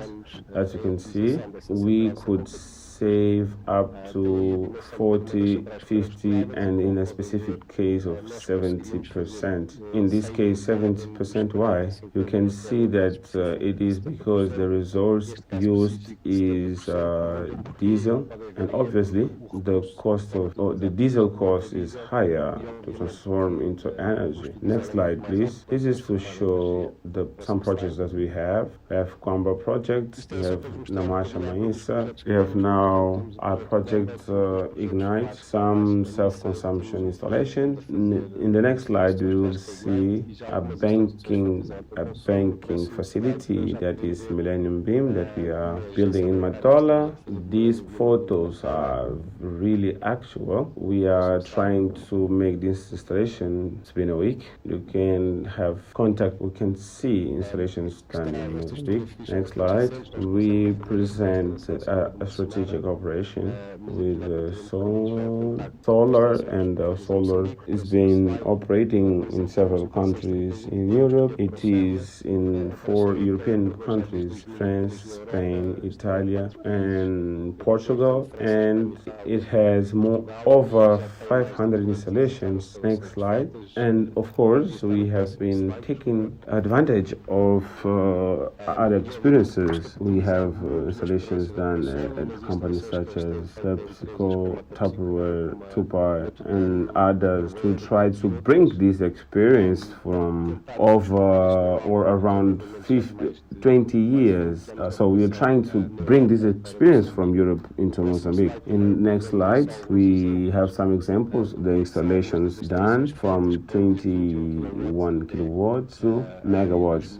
So what we try to do with Source Energy here is to put into practice these opportunities exist in Mozambique. And lastly, I'd like to share my email, my phone number, and once again, thank you, Mayra, for this opportunity, and I would like to thank the sponsors. Fantástico. Aqui temos exemplo específico e conseguimos ver alguns exemplos dos projetos que podem ser implementados. Agora vou mudar de português para inglês. Welcome, Torben Voss. Torben is a consultant for Como Consult under the ProEcon project program. Torben, can you hear? I can hear you. I can see you. I hope you can see my PowerPoint presentation in a second. I'm just sharing it. So I hope it can be seen by everybody. Could you please confirm, Maya? Yes, I can see your presentation. Okay, thank you very much, Mayra. Yeah, I will hold my presentation in English. Now follow Portuguese, desculpe. I hope you can follow anyway my presentation. Generally speaking, if anything is unclear, if anything is not directly comprehensible for you, since it's a lot of information in quite a few minutes, feel free to just write me an email afterwards, and we will try to clarify any open questions. What you may expect from my presentation is that I will provide the context of our project and activities and rationale, meaning why are we doing this, what is the reason and the justification. I will share some insights into our activities and how we approach these, and I will give you some insights into the benefits of solar leasing, the solar leasing model you just heard already about it, plus the benefits of energy efficiency in enterprises, and I will give you a current state of our pilot projects. The context, as you've heard, my name is Torben. I'm working for Como Consult. We are headquartered in Hamburg, northern Germany. We have further offices in Berlin and in Bogota in Colombia. We are a management consultancy with several types of consulting services. One is kind of our special service where we have a USP, and that are all assignments and projects that have to do with organizational development or institutional development. In the field of the international cooperation sector, we provide consulting services in the field of the private sector development or greening the private sector, sustainable energy projects, water and climate related topics, and good governance. We are assigned by the GIZ ProEcon program to implement one of the intervention areas. It's the intervention area 2, and that is focused on the implementation of inclusive business models in the agricultural sector. We are doing this with providing several types of services to SMEs and agricultural agro-processing enterprises and their suppliers, meaning the smallholder farmers. We call this integrated development partnerships. And last end of 2020, we were requested to develop further new services for these agricultural enterprises. And one of the services we developed, and we called it finally Market Development for Sustainable Energy Services for SME, includes some energy-related activities. 3 activities in total: renewable energy, energy efficiency, and complementary energy systems. To do this, we brought a Mozambican partner on board. It's Yes Consulting. You already met Mayra and I guess Ricardo as well. They are our implementation partner in Mozambique. Plus, they will provide engineering services that are necessary for our energy efficiency activities. Since we speak about sustainable energy activities, we are in regularly touch with the other programs that have a focus on energy, what are GIZN, FGBE, and Get Invest. So why are we doing this? I will show you later on some data and information on our concrete pilots and activities, but we are not doing this just for reasons of self-purpose. They are all activities focused to trigger a holistic market development. So we want to trigger the demand side, meaning the end clients, with these solar leasing pilots and the energy efficiency pilots, but not just to conduct 2 or 3 or 4 pilots, but to really take the results of these pilots and the success factors and the data we will get and spread these information back to the market. Then we want to incentivize the financial side or the investor side, what we as well doing with the pilots. And again, we want to really use the pilots and the results to spread the information and demonstrate that these models work in Mozambique and can be beneficial for the several market spheres. And the third market sphere, the supply side, which we want to sensitize as well for the opportunities that are increasingly there in the market. Supply side meaning energy consultants, maybe engineers, EPC vendors, energy service companies, ESCOs, or energy startups. So our activities, as I already mentioned, are focused on 3 different types. I would like to focus on the solar leasing model and our pilots there, and our activities in the field of energy efficiency for enterprises. The complementary technologies are not so important for today. And not to forget our cross-cutting issues, as I've already mentioned, we want to provide trainings, for example, for energy consultants, can be trainings for the financial sector as well.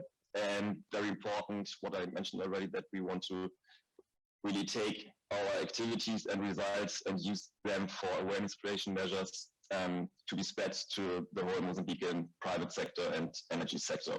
So the business models, you have heard some things already about these.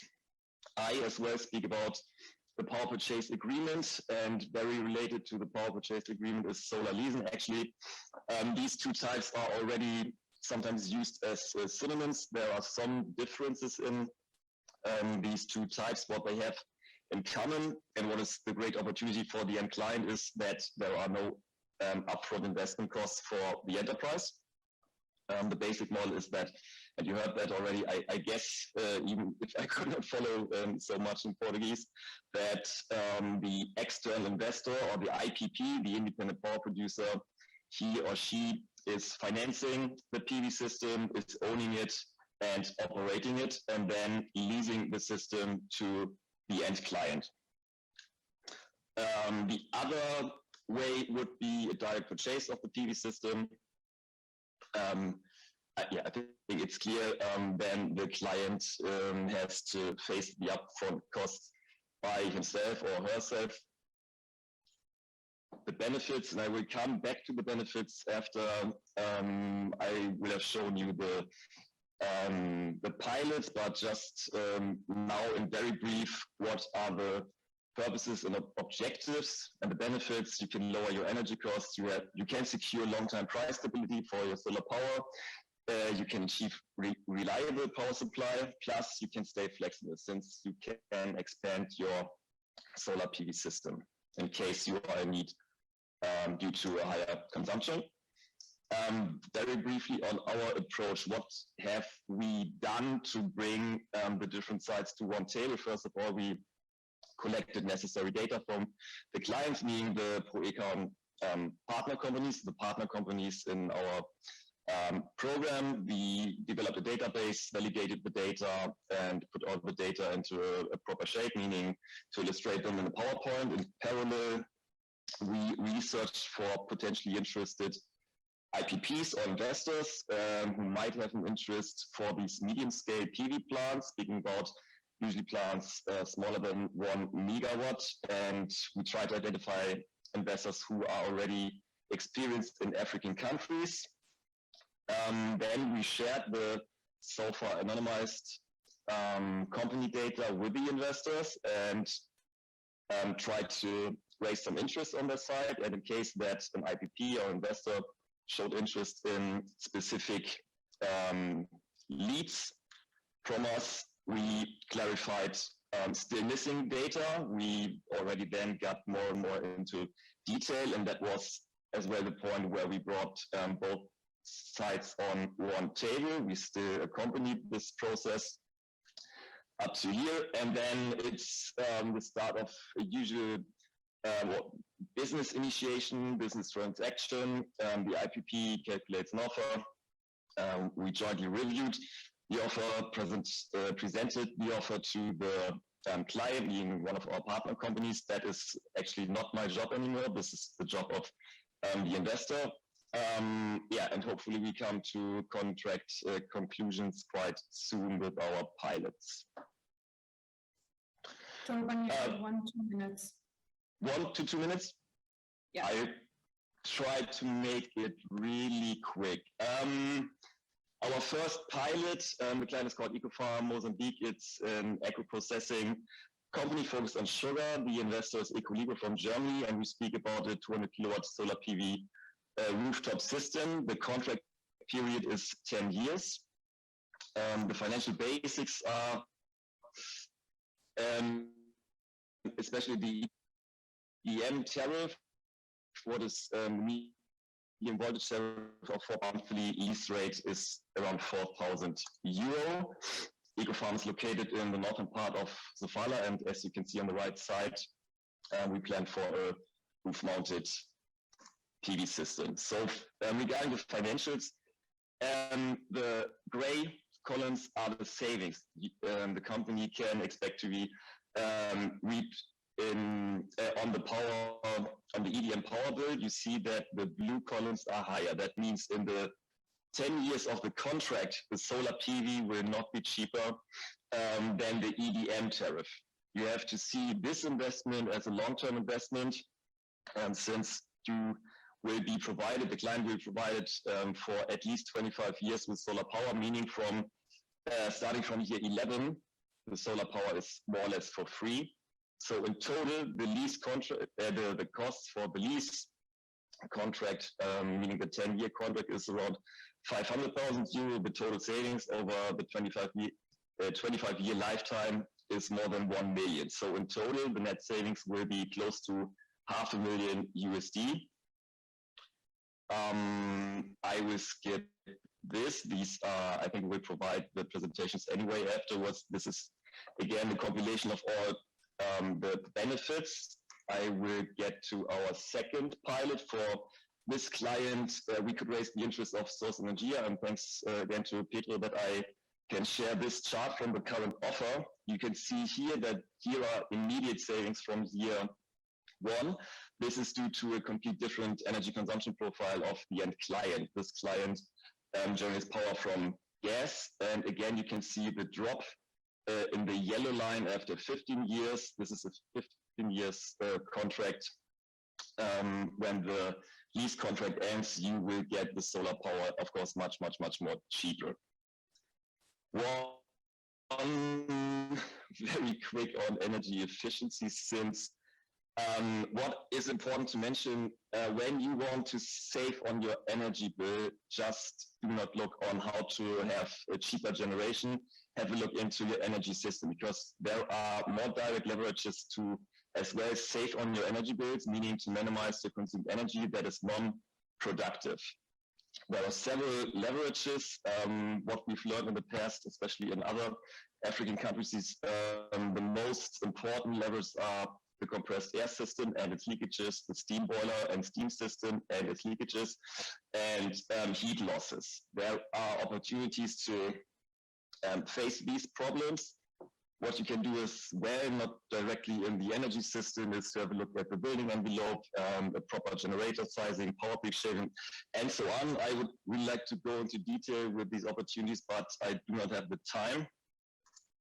One result to, again, come from the theory to practice. We did this in 2016-17. This is the result of a comprehensive energy efficiency audit we did with a steel factory in Nigeria. The annual energy savings totaled to more than 6 million kilowatt hours. It's a steel factory, so a very large scale energy consumer. The energy savings equal to 90% reduction of their 2015's energy consumption numbers, or in other words, in monetary words, they could save up to 130 million naira. Back then, this were 660,000 USD, what equal to almost a 60% cost reduction of the previous year's power bill. So the message, I think, is clear. You can really save money through increasing your energy efficiency. On the right side, you see all the measures, 30 measures. Some are low-hanging fruits, meaning no investments, really required very short payback periods, and others are investment related, where you have payback periods of 4 to 6 years. I guess I have to stop my as I said, please get in touch with me in case you have questions, and we can clarify these afterwards. Thank you. Thank you very much, Torben, for your presentation. I'm going to switch back to Portuguese. Thank you very much, all speakers, for your presentations. Many participants asked some questions. Jose Mestre, are you still with us? Can you hear me? Yes, I can hear you, Mayra. We have two questions for you. The first question is the following. Is there any background or of projects that Get Invest supported in Mozambique, and if they are currently implemented or will be implemented? And the second question is, we are interested in getting technical support from Get Invest. So how could you get in contact with you? So you can answer both questions, or you can share your contact. Regarding projects that have been supported by Get Invest, as I said, as I showed you in the chart of surface support from Get Invest, we support companies in different ways. Regarding commercial and industrial company support, we have just started, and we don't have any results that we can share now. We are working with around 10 companies in order to support in technical and finance procedures of their facilities. So we hope that in the beginning of next year we have some results to share. Of course, the support from Getting Fast will generate business opportunities for companies such as construction companies and service providers such as Source Energy and companies that we supported or we will support will be shared by our partners Alert and Ahmed. So I invite you to follow these associations' web pages and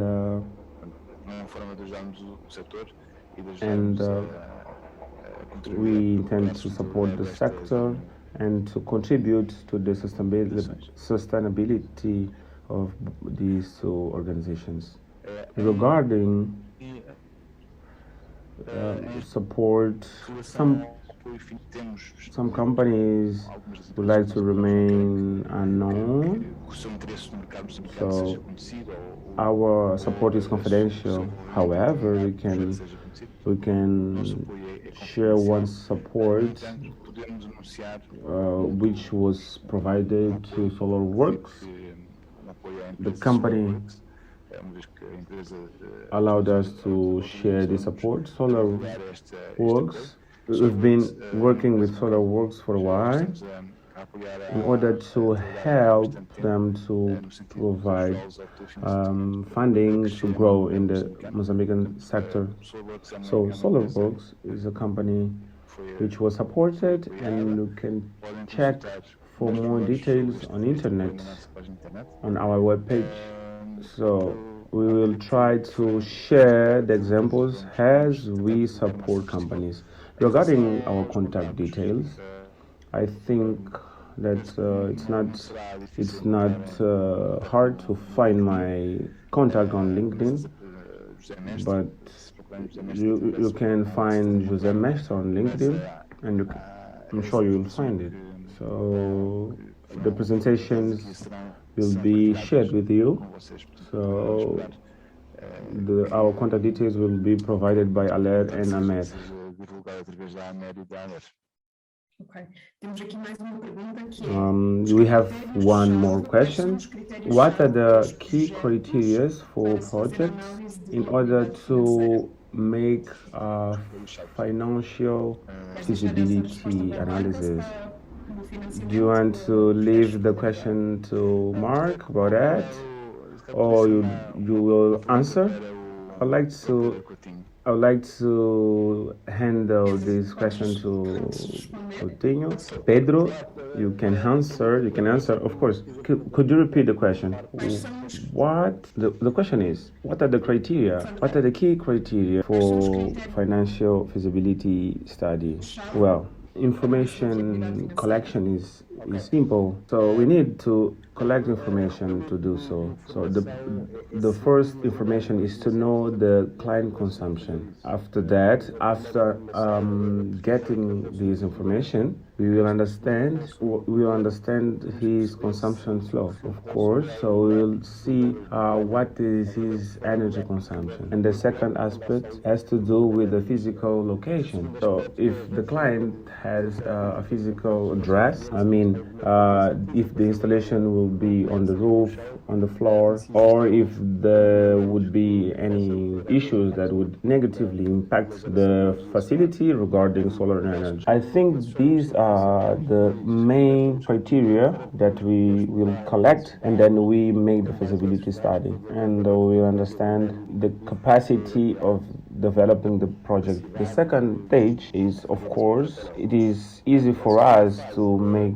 the investment analysis, but we need to know what is the mode to purchase electricity subject to the new law, or to know the investment of the client, what is the financing model. So in this case, we try to find the best solution for the client.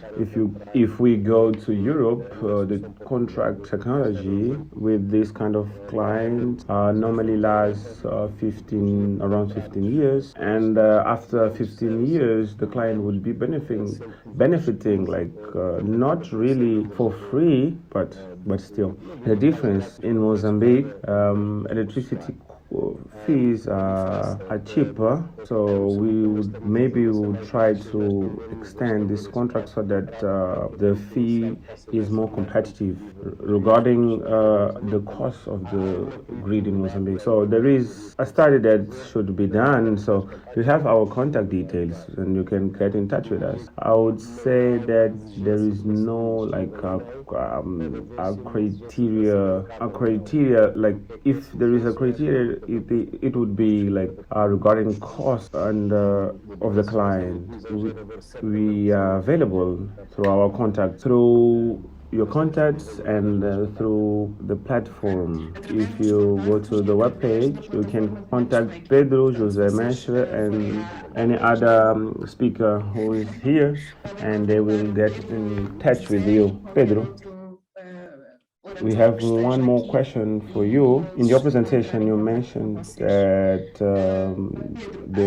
these numbers, like these figures, from 40 to 70%, of savings, and you will mention. Could you please mention the criteria to make savings? The criteria to maximize savings, I think it was what I tried to present in the first slide. So, maximization of savings has to do with trying to find the real levelized cost of availability of the client, and go through each of the client's energy costs and do so. I can try to share some examples. The smaller is the installation, the harder are the savings. So the project is smaller, the savings are low. For the country that we have, there is more utilization of diesel. So the more diesel you use, the bigger will be the opportunity to change into a solar system. I would say that these are the great principles that clients should consider: utilization of diesel, availability of the grid where you are, and the real energy cost. Sure.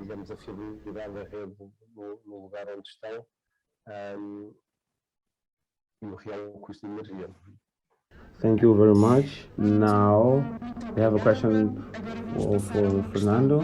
The question is, what is a solution with economic merit? What are the main aspects, and which investment returns are feasible? And the second question is, how can renewables will industrialize Mozambique? Sim, perfeitamente. Eu diria que aqui o ponto é que esta tecnologia é tão nova que os riscos de entrada já tiveram que ser aceitos por alguém. E nesta altura estamos a implementar a tecnologia aqui. E a verdade é que os padrões de retorno que ela tem na Europa, por exemplo, são muito mais rápidos. Existe fiscalidade que apoia. E, portanto, para além disso, existe uma conjuntura de taxas de juros historicamente muito baixas. Conjugado isto com um custo de energia muito alto, isto quer dizer que na Europa é possível obter retornos na casa de 3, 4 anos. E, portanto, um investimento feito pela própria indústria com um retorno de 3, 4 anos é considerado aceitável na Europa. Aqui, aquilo que vimos há pouco de uma das apresentações de um dos colegas é que enfim, ao longo de 10 anos ainda conseguiríamos não ter retorno e, portanto, só daí para a frente é que iríamos buscá-lo. Se for assim, eu consideraria que isso é completamente inviável para esta realidade, porque estamos muito longe de ter uma estabilidade de longo prazo, ainda temos demasiados desafios de curto prazo a vencer. E, portanto, eu acho que o desafio aqui seria procurarem comprar formas de financiamento que garantissem um payback na casa disto de 3, 4 anos. Se isto for possível com taxas de juros bonificadas, com algum enquadramento fiscal que seja favorável a estas opções, eu acredito que os industriais vão aceitá-las.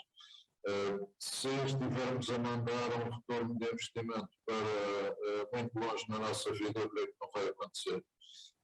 E, portanto, é natural que os industriais vão optar por outras soluções muito mais simples. Onde o primeiro ponto, eu diria, que é relevante para garantir uma sustentabilidade económica, estas soluções não devem ter um custo de energia agravado em relação àquele que já existe hoje. Porque se hoje é difícil manter a indústria com este custo de energia, aumentá-lo seria um termo bem muito grande. Portanto, primeira condição, economicamente, ter um custo de energia que seja mais baixo operacionalmente do que aquele que existe. Segunda condição, ter um modelo de financiamento adequado que permita um retorno de investimento em 3, 4 anos. Se isto for conseguido, eu estou convencido que vamos ter muitas soluções implementadas. Ok. Eu se calhar vou convidar o Pedro. Pedro, se ainda estás aí para comentares, uma vez que tu consegues dar Obrigado, porque eu estou indo tentar intrometer. Pedro, would you like to add some information? Yes, I even tried to do so, but I didn't want to interrupt his presentation. But I would say that Fernando's answers are real, and the challenges are real as well. Our role here is to support industries. In order to support industries, the first aspect is the energy cost. I would say that the cost of energy in Mozambique is wide compared to international framework. Actually, there is a challenge for industries in Mozambique. However, I think the current energy sources, namely EDM, are sources that have an ongoing cost. We can see that EDM has many electricity fees. I would say that 50% or more of the electricity provided by EDM, it is bought from the private sector, I mean. And of course, there might be many bindings, such as buying in US dollars. So this ongoing EDM cost is real. The second aspect is regarding the investment. I tried to share an overview in my charts. Let's imagine a facility that is operating full-time diesel. Probably in 2 years before having the return, the industry would, for instance, would be operating in Matola and with a good electricity quality using a generator. I think in this case is difficult because of the prices. I think I would say that there are some cases where we have a return in 3 or 5 years, and the average case is in 6, 7 years. And another aspect is the sale of surplus. Even at EDM, they have a regulation for the sale of the surplus. One of the cases is the sugarcane plant, and the sale of surplus helps reducing the payment deadline of these industries. So it is not that obvious, that clear, such as in Europe, because they are more developed. If it is possible in Mozambique, yes, it is. So what is needed is to carry out some studies, engineering studies, in order to understand in real life. I would say that this is not applicable for everyone. It is case by case. I think that for this you will have to listen to a speech from my colleague so that you have an overview. For instance, the Balama mine works off-grid with 12 megawatts of diesel working 24/7. So the payment of the saving, this is very fast. The price that would be like, let's say $50,000 US, probably in a solar project that would be less. I think this is case by case, and we need to analyze case by case. It is not easy. Yes, it's not that simple as we would think. Thank you very much. Thank you, Mayra. A source energia would be savings of zero. For one, because the investment is not done by them, it is by the energy service providers. So, however, besides, the savings are not that important compared to an own investment, but regarding savings where the investment is done by a third party and there is payment of a monthly fee through a loan on a PPA basis that is electricity sale. So this is what I wanted to add regarding that question on payback and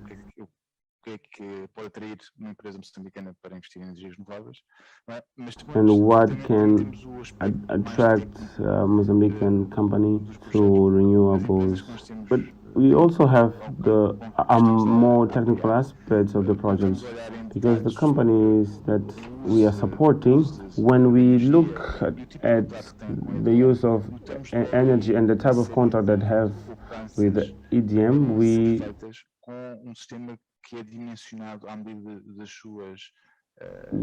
see straight away savings that can be done by a system that is based on their needs and based their contract with EDM. So the saving is not really related to the units of energy that is consumed, but comes from the reducing of the consumption during a time, and that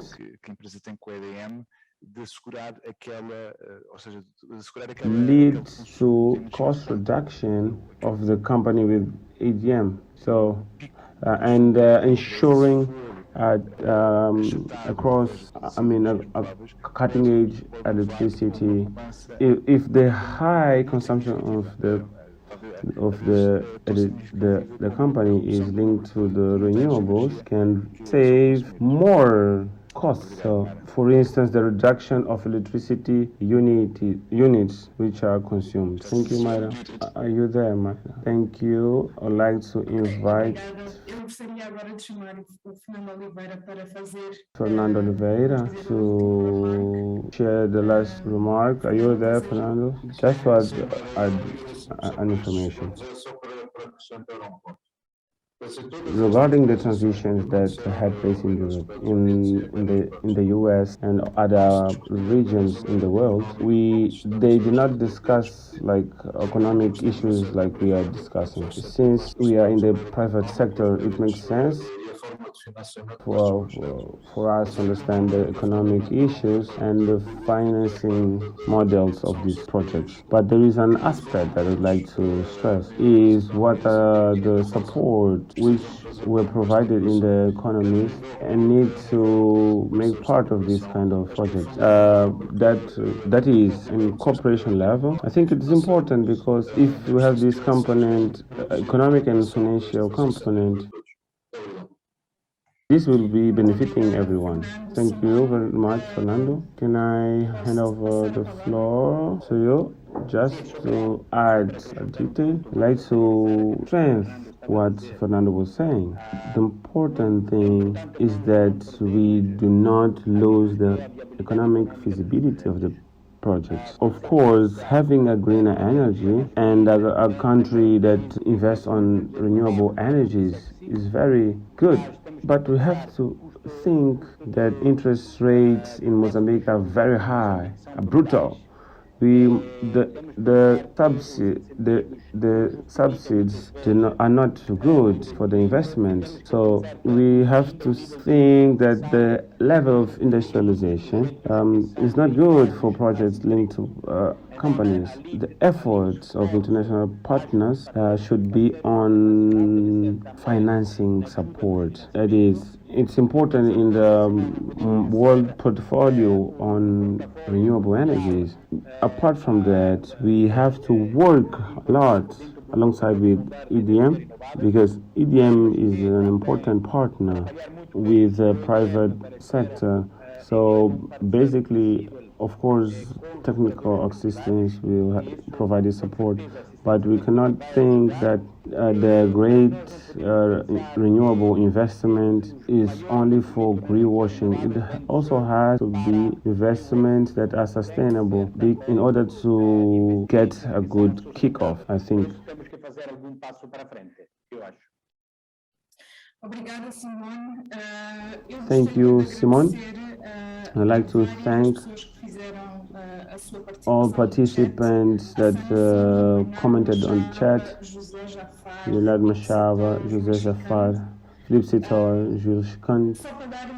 Only I would like to share what will be happening in the afternoon. We will have two more panels who will be continuing this conversation, and namely case studies, and we'll share some additional studies or cases that are taking place currently in Mozambique. Pedro Coutinho talked about Balama mine, so this will be one of the cases, and we will bring more cases, and we will have a panel on financing in order to understand what fundings are available for this kind of projects.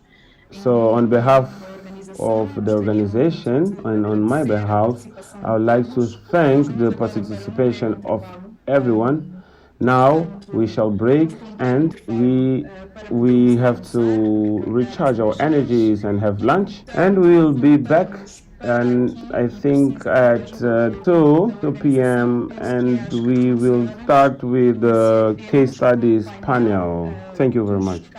Now, I'd like to open our session on renewable energies for self-consumption in Mozambique. This morning, we had an opening session where we had Dr. Marcelina Matavella, Dr. Tirikun, and we had Ambassador Mr. Antonio Gaspar from European Union delegation in Mozambique. This panel was followed by institutional framework done by Dr. Olga Chavo from EDM and from El Guilherme from GDA, Daniel Adrugach, and lastly we had the panel on advantages and benefits of self-consumption, where we had José Mestre from Get Invest, Turban Voss from Consult Proicon, Fernando Oliveira from Aiemo, Saman Sant from CTA, and Pedro Coutinho from Source Energia. This afternoon, we'll open this panel, which is named the current study cases, and I will switch to English since great part of our speakers are English speakers. We faced some technical issues in this morning, and now we have the simultaneous interpretation available. Good afternoon, everyone. The objective of this panel is to present concrete examples of self-consumption in Mozambique in order to inspire other potential customers to implement similar projects. Today, we are going to start our presentation with Leonardo Schwalbach from Midal Cables. Good afternoon, Leonardo. Can you please turn on your camera? Afternoon. We are very excited to have you here. You can start your presentation. Okay. Can I have the slides, please? Or must I share?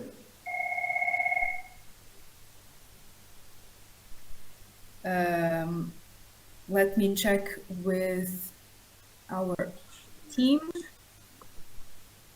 I think you can. Yeah, the slides are here. Fantastic. Afternoon, everybody. My name is Fernando, as Maíra introduced me. I'm the sales manager for SADC on Midal Cables International. We recently built up a PV plant in our roof, which I'm going to briefly show you how it works and how it's implemented. Can I have the next, please? Next slide, please.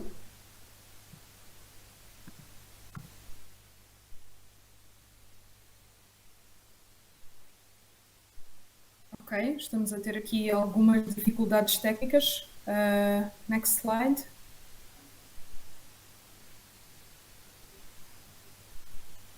Maybe Leonardo, talk to us a little bit, maybe an introduction about Midal and what does Midal do and the relationship with Midal Solar. Yes, Midal Cables International, it's a company that initially comes from the Kingdom of Bahrain in the Middle East. We have around 3-4 factories around the world in Bahrain, in Mozambique now, and in Turkey as well. We also have a sister company in Saudi Arabia. Our business model is quite interesting because we like to be an appendix of the smelters with the proximity so that we can receive the aluminium on the local market instead of buying in warehouses throughout the world. So we decided to come here to Mozambique mainly because of the location and the smelter Mozal, in which we receive liquid aluminium from them and we start our casting process.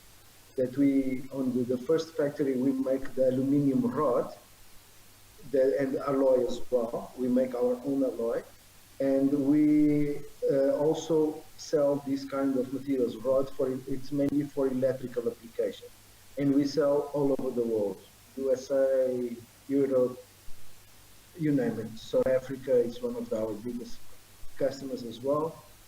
And there you go, the slide. So I'm just going to finish. And on the second factory that we have, we get our rod and we do the conductors for overhead transmission and distribution line. We don't do insulated, only bare naked aluminum based, all types of conductors.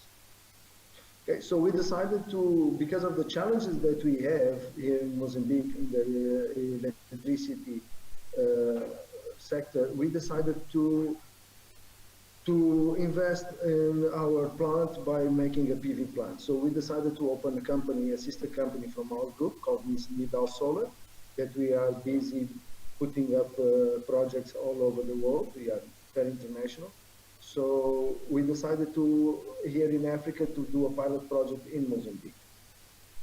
So the Midal, now I'm going to talk about Midal Solar, that's why we're here. So it's a subsidiary of Midal Cables, as I told, and the company was founded in the fourth quarter of 2019, like officially founded, but we will start talking about this since 2017. And we are a developer leveraging the resources in the Kingdom of Bahrain. At the moment, we have 2 active projects and several other projects in various stages of techno-commercial discussions and finalizing the financings, etc., etc. The first project that we did was in Askar, Bahrain. We already installed the plant in one of our companies as well. The second project is the one that I'm going to talk about briefly here in Mozambique, in our roof. And we have a third project of 20 megawatts in pipeline in Bahrain now. Our business line is to provide renewable energy solutions, from solar, you name it, and PV plant erection and commissioning, including, in this case in Mozambique, integration with EDM. Our focus are in commercial and industrial sectors. We don't do small installation for houses. We go more for businesses.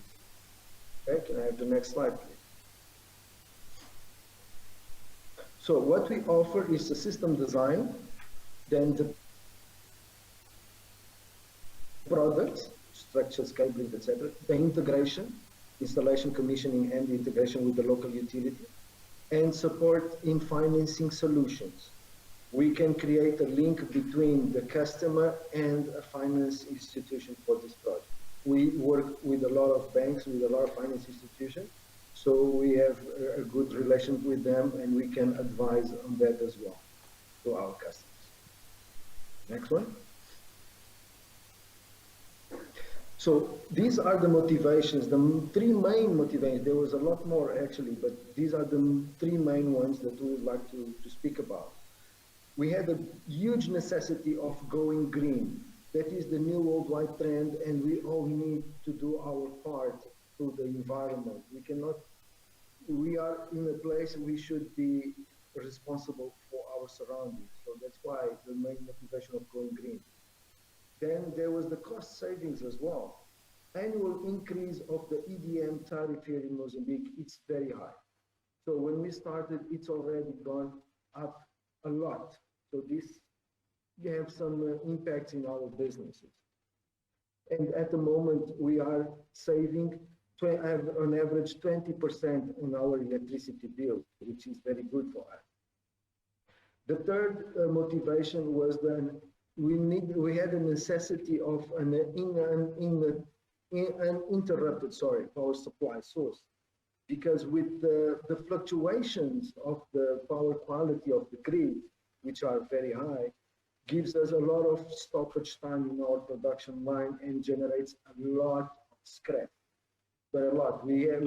Our line is continuous. If we have a small fluctuation, we need to stop, open the machines, manually remove all the aluminum that normally it's very hot, scrap it, and then start the process all over.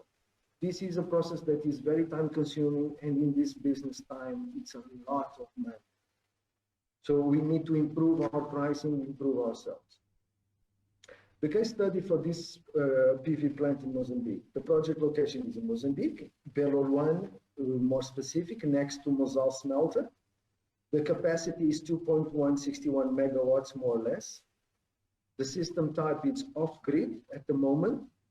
Our annual yield of kilowatt hours is 4,294,000. And the payback years, we are expecting to do it in 9 years, well, let's say 10 years. Okay, there you go. Next one, please. Yes. So we have a hybrid solar system that consists in a solar panels, a hybrid system controller, where we also receive the grid power, the power generators for backup, and the UPS batteries. And this is all linked to a monitoring system that we have, that we do it live. We can monitor the generation live, and if that's with the panels. Next slide, please. So this is what I could get from the last 30 days of generation. You will see that the graphs obviously fluctuate a lot. There is, because of the sun incidence on the, and also the days that the line was stopped. When we are not working, or we had a lot of preventive maintenance schedule and some breakdowns, to be honest. So when we are on that stage, we are not generating, because at the moment we don't have the facility to inject the surplus generation into our national grid from EDM. We are working on that with them. They are busy doing some repairs on the substation and upgrades on the substation next to us. Hopefully it will have the capacity for that, and they are also revising the law, I think, on that. So probably next year, on the couple following years, we will be able to give to the grid, inject to the grid the surplus of generation. Next slide. This is the picture of our factory. As you can see, most of the roof is covered with the PV panels. The part on the right-hand side of the picture that you don't see covered by the panels, it's where our furnaces are. So we couldn't utilize that because of the heat. We have 700 degrees, 2 furnaces, holding furnaces for aluminum, and 2 tilting furnaces for aluminum. So the temperature is very high, so we had to not to utilize that as well. Okay, next one. So these are my contact details. If anyone needs some more clarifications, you're more than welcome to come and have a factory visit. I'll be very happy to give you a grand tour. Thank you for having me here. And if any questions, I'm here.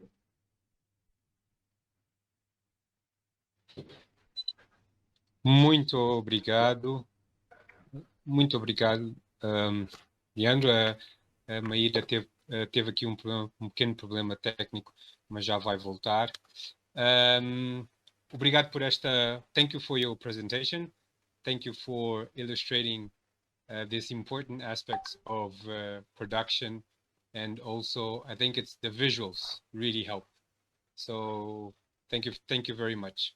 I think next I would like to please call Mark. Mark Crossley.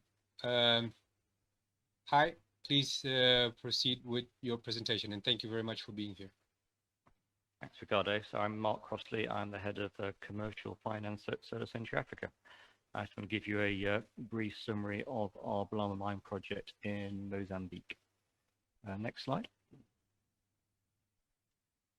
So just very briefly in terms of who we are, just put it into context of what I'm going to talk about. We're one of the longest standing solar companies in the world, a fully integrated developer of solar and solar hybrid projects. We've been around since 1998. So from the very early days of solar, and we've been involved in all aspects of the solar industry since that time. So different parts of the value chain, we've been in engineering, manufacturing, construction, development, funding. We've been in different geographies. The company originally started in the UK, but then expanded globally. And we've been in a variety of different markets over that period, again, from the residential market, the C&I market, industrial markets, all the way up to very, very large utility scale systems. Where we are today is that we are now a fully integrated developer of projects. So we develop all the way through to construction and commercial operation, large captive power utility scale projects, both on and off grid. Given our background, we have a very, very strong engineering capability. So most of the systems we look at are hybrid systems where we're integrating multiple sources of generation to give a client a certain need. And as a developer, we're very, very flexible. So we are technology supplier agnostic. We only work with tier 1 suppliers and technology types. We don't take technology risk, but we're agnostic as to who we work with on particular projects, whatever's best for a project and a particular need. And we are a very, very rapidly growing business in Africa. We first moved into Africa in 2012, into South Africa and then into Kenya, starting with the C&I market.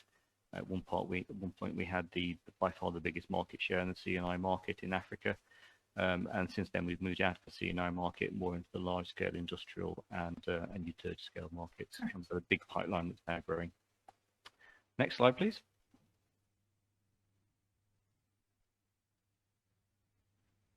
So to give you a very few examples of the kind of companies we work with, I say we are technology agnostic. We don't mind who we work with in terms of funders, co-developers, asset owners.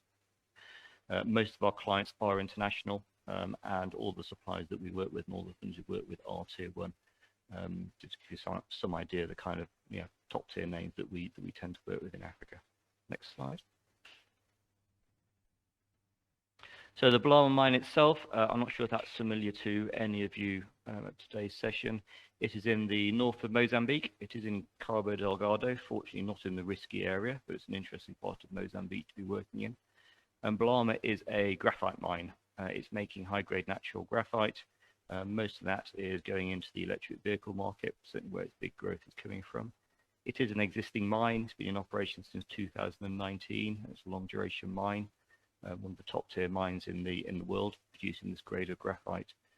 It's owned ultimately by an Australian parent company listed in Sydney, and it has a strategy itself of becoming one of the leading global integrated producers of the high grade graphite that goes into the battery market, and particularly what feeds the EV market, and being one of the main producers in that outside of China, which is a dominant force at the moment in making graphite for EV batteries. So unsurprisingly, the mine itself and its parent company has been keen for a while to work out what to do in the renewable space. And they were very keen to get off of their existing diesel power. They're fully off-grid mine, so entirely reliant on diesel power at the moment. That's expensive and of course has carbon emissions that come with that.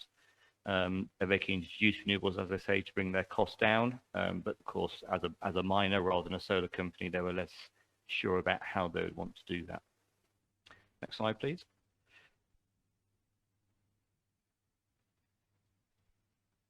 So we were brought in to work out what the best solution would be for them and help deliver that solution. So in terms of the headlines as to what they're going to achieve with that solution, it's a plant that will be delivered and operational next year, COVID permitting. When they get the site up and running, this will make Balama the greenest off-grid mine in Africa in terms of the percentage of its power that's coming from renewables.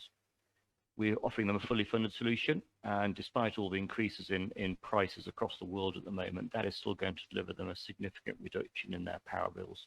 And more importantly, of course, by using less diesel, they're less exposed to future fuel price increases.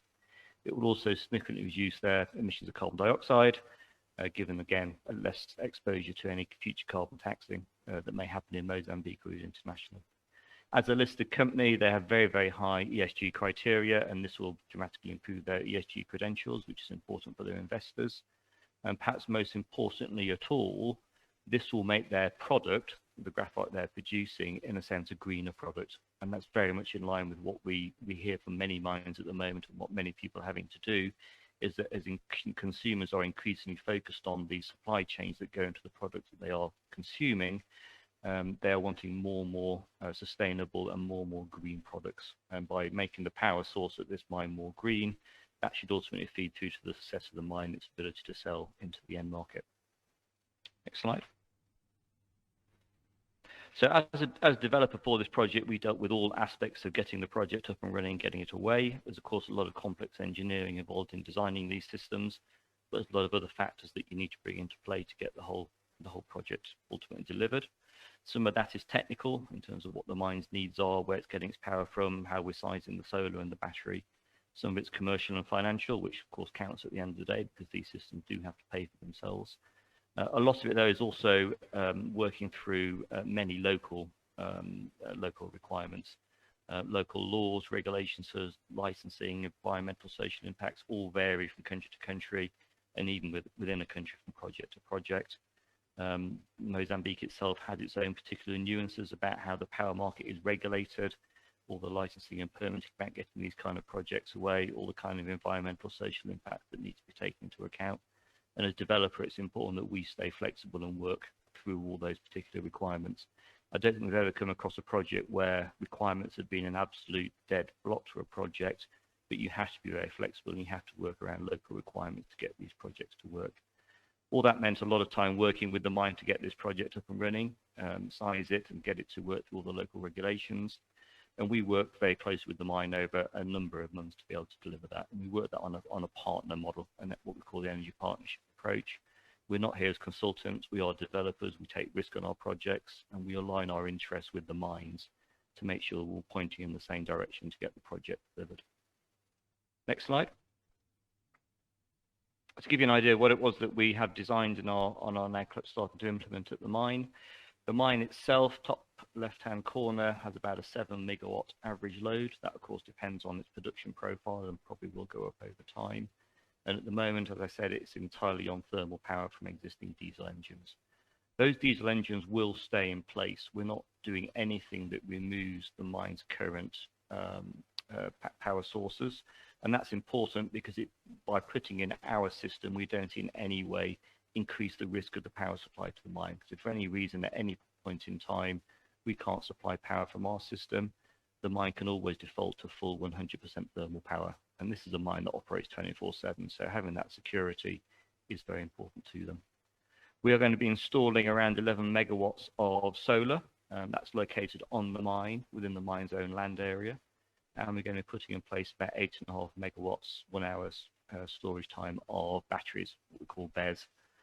Two purposes of that. That battery is actually grid forming and grid stabilizing, which is critical with solar, because solar generation is variable over time and over the course of a year. But we also, that battery storage is big enough and the solar park is big enough such that we can shift some of the solar generation from sunshine during the day and use that during the evening to extend the amount of solar that we're using over the course of the day. All of this is integrated through a control system. That makes sure the power delivery is completely robust to the mine. As I said, the mine can always revert back to thermal if necessary. So the mine is always going to get robust power. And the control system also optimizes the use of the solar and the storage to maximize the amount of renewable power that we're getting. And all of that is remotely monitored and controlled. Next slide. Key when we work on these projects is getting the sizing right. Solar is usually by far the cheapest source of power for any particular client.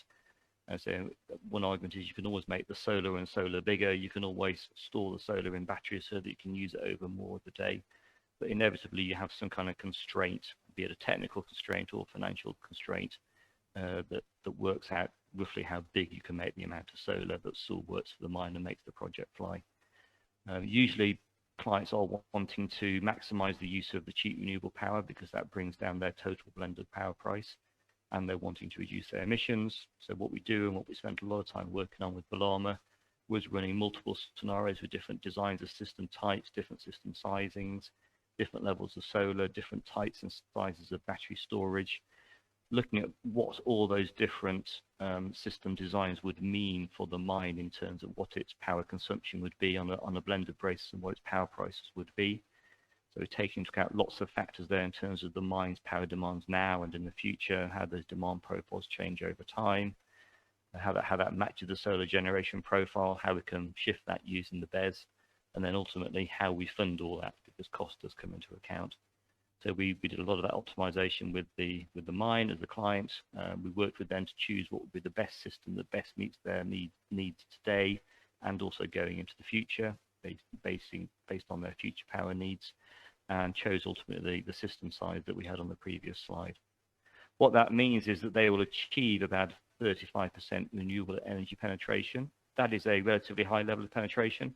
If you go back a few years, that level of penetration was not really achievable on these kind of hybrid systems. You'd struggle to get above 20%. But with modern battery technologies and control systems, we now can push that high and get to about 35% and still make the supply of power robust without destabilizing the system. What it means as well is that sometimes during the day and sometimes during the year, the mine will be running 100% off solar power. It will be able to entirely shut down its diesels at certain times. That's useful from a cost perspective because you're not having to have diesels constantly running in the background just to stabilize the system.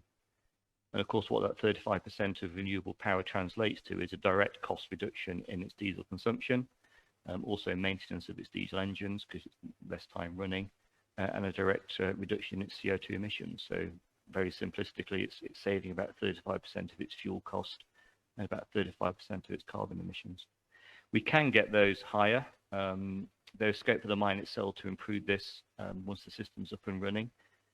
This system was sized based on a flat demand profile of the mine, but the more the mine changes its activities, moves more of its generation needs into the day when the sun is shining, the more we actually be able to achieve a higher renewable energy penetration rate. So there's every possibility that 35% in practice will be higher. We've also looked at other systems for other clients in Mozambique and across other parts of Africa using higher levels of solar, higher levels of battery. Again, just to push that 35% level higher, we can comfortably now get into 45, 50% plus. We can get these things much bigger. You can get to around about 80%, but you're talking then about very, very large, very expensive systems. So the constraint then tends to become the fundability and just commercial viability of some of these projects. But we can get them away. This project is now aiming to get to financial close in the next few weeks or months. It'll take us probably less than a year to build it, so we'll be in full commercial operation hopefully by the end of 2022. Last slide. And thank you for your time. Look forward to any questions. So hand back to Ricardo. I'm actually back. Thank you, Mark. And sorry for not doing your introduction. Thank you very much for your presentation. I would like to call now Justin Pangeli, the founder of Captive Power Limited. Thanks, Mara. Thanks.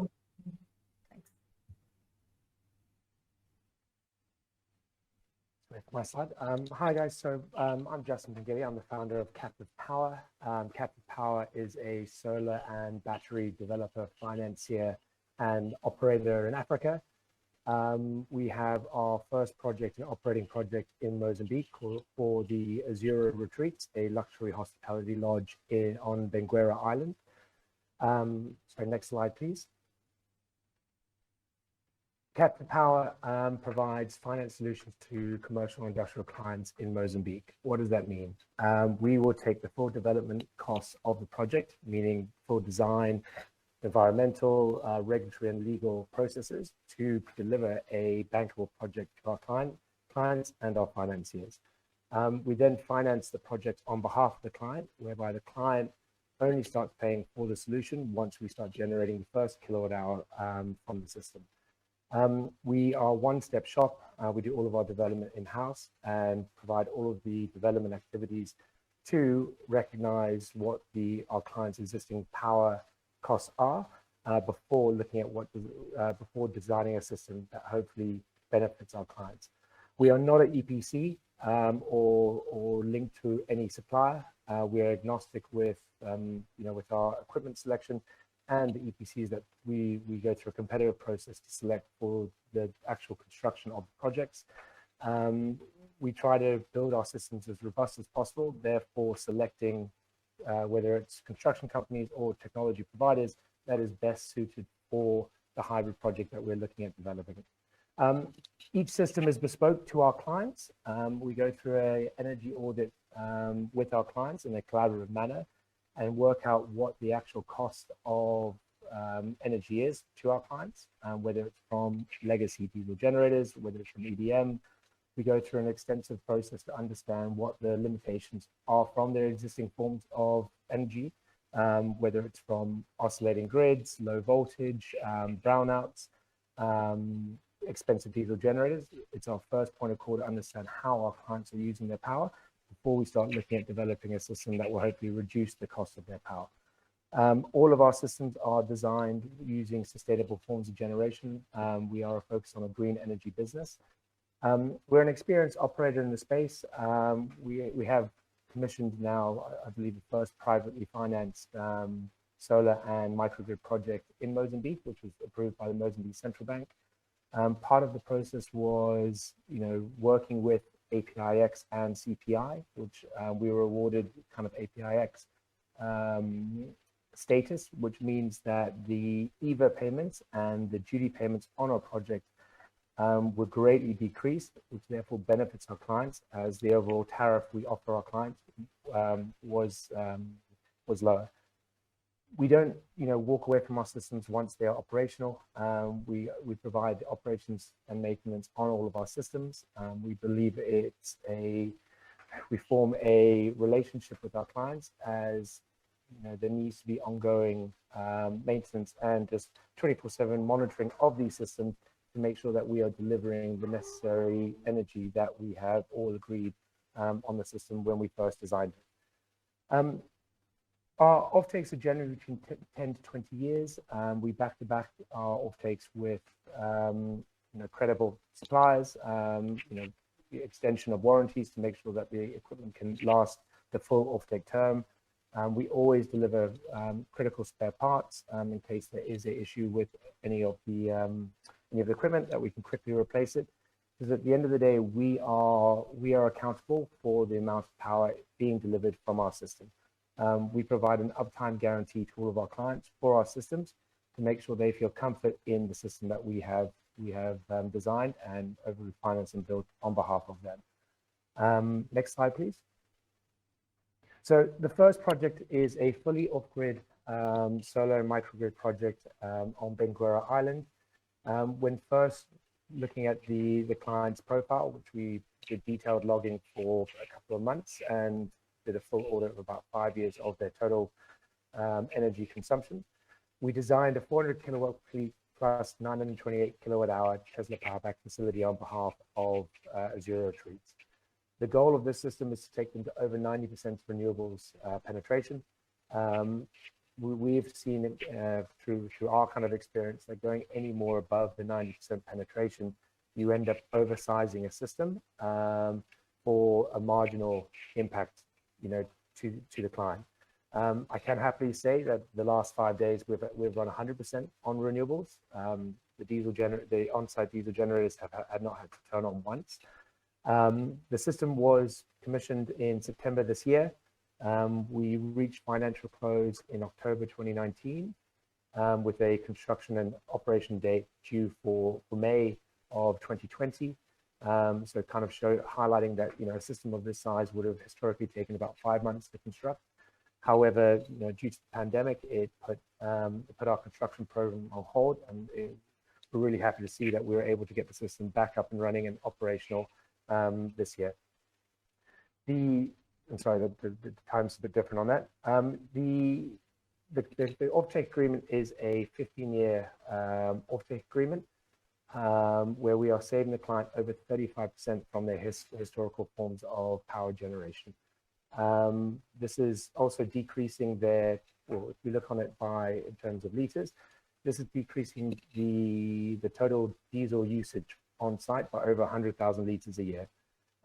This benefiting our client and their project by saving over 5 tons of CO2 per year for the client. At this stage, the carbon credits are not tradable for the project, but there's a process now that we are registering them for the Golden Star standard in case Mozambique does move towards registering carbon credits, so that it can become a benefit to the client and provide further savings to their operation. Next slide, please. Due to the aspect that we finance our projects on behalf of clients, we only use tier 1 equipment. For this project, we are the first and only Tesla facility in Mozambique. Lithium ion naturally is a technology that suits a lot of the luxury lodges that we have constructed projects for. We went with ABB as our inverters and JA Solar. In terms of our suppliers, we like to go with, as I said, tier 1 and credible suppliers that provide the necessary support for all of our projects on the continent. This is a remote site. It is an island site. So we have tried to give the most robust system for our client in case there is any downtime. So next slide.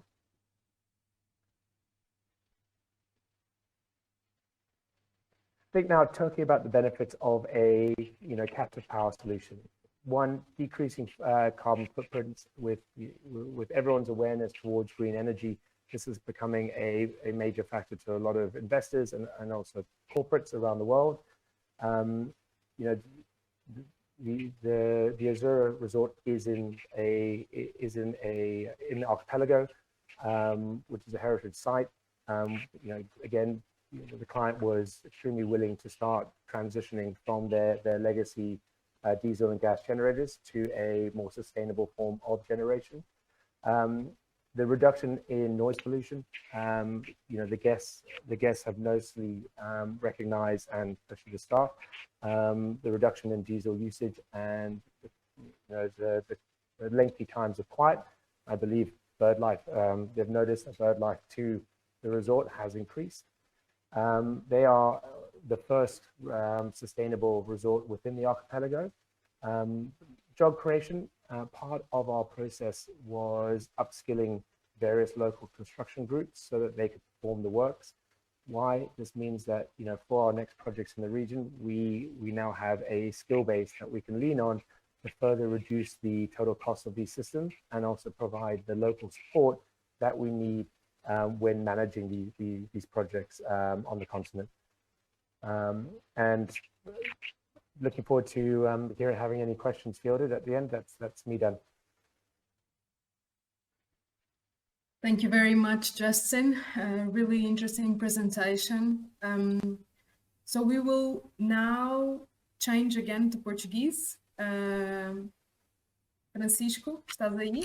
Francisco, are you there? Olá, já cá estou. Hi, I'm here. Can you hear me? Okay, já te conseguimos ver e conseguimos we can ouvir. see and Então, hear you. Francisco Pereira dos Santos, So Francisco Pereira dos Santos, manager of JFS Group and member of Aiemo. Good afternoon, tarde and e podes you fazer a tua can apresentação. make your presentation. Thank you. Thank you, Mayra. It's a pleasure to be here with you and with all participants in this very interesting event.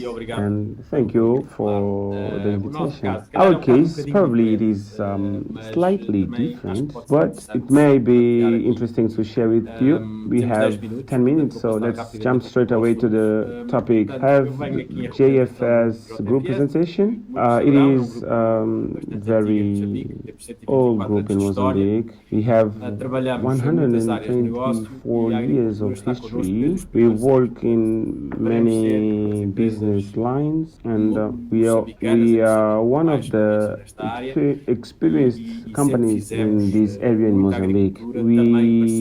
We carried out agricultural activities, and we did partnerships with small-scale farmers. We have ferment agriculture with scale. Regarding agriculture, where our projects and initiatives come from, on energy, energy is a new area for us. JFS didn't have electricity or energetic projects. Actually, we only work with conventional fuel retailing. So this area is new for us, for me as well. But we learn a lot. But actually, this energetic area started in agriculture. We work particularly in Nampula and Niassa provinces. We've been working with partnership with over 40,000 families who are our partners, and we have relation with them. We provide technical support, training, as well as inputs for the farming of cotton. All farmers that deal with cotton also farm other crops. So, in our company, our strategy, our mission is to present the best value proposal to our producers, our farmers. So this led us to go beyond what is agriculture, the extension, the agricultural activity. So we have identified other 3 areas where we should intervene in order to ensure a wide and comprehensive development of our partners, so that farmers can produce more and better for them, first of all, but secondly, to produce for us as partners. Within the 3 areas, the access to electricity was stated as a strategic area, because without access to electricity, it's hard for one to develop. For us, who live in cities, it is clear, because actually we cannot imagine our lives without electricity. However, greater part of rural population in Mozambique, our partners, do not have access to some simple things, such as a bulb at night, so that their children can study. So this area is classified as a very important area.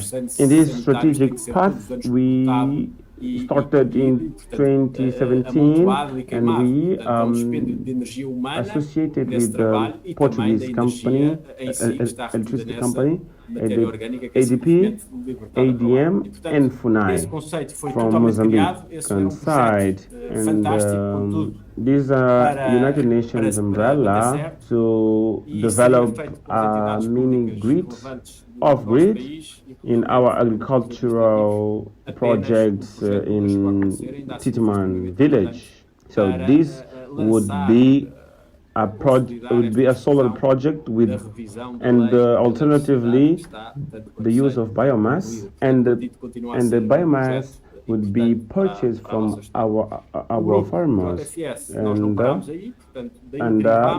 the farmers would provide us with biomass from their agricultural activities. So instead of cutting and burning the material derived from these agricultural activity, they would provide us. So instead of releasing to the atmosphere, they would bring to us the biomass.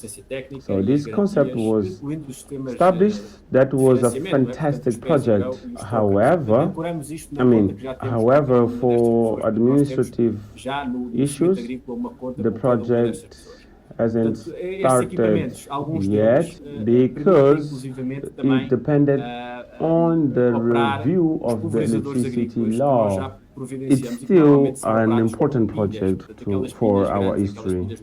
At last, it has JFS. We didn't stop there, and we created 2 areas. First, solar systems. So where we provide to our farmers energetic systems, homemade solar systems, and we potentialize this area.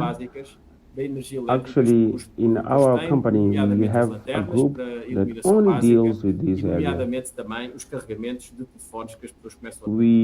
We buy technology from the source. We have a team able to make technical assistance, insurances, including financing systems. So we link this to each account we have with our farmers. We have an account in our farming activities with each and every farmer. So these equipments allow our farmers to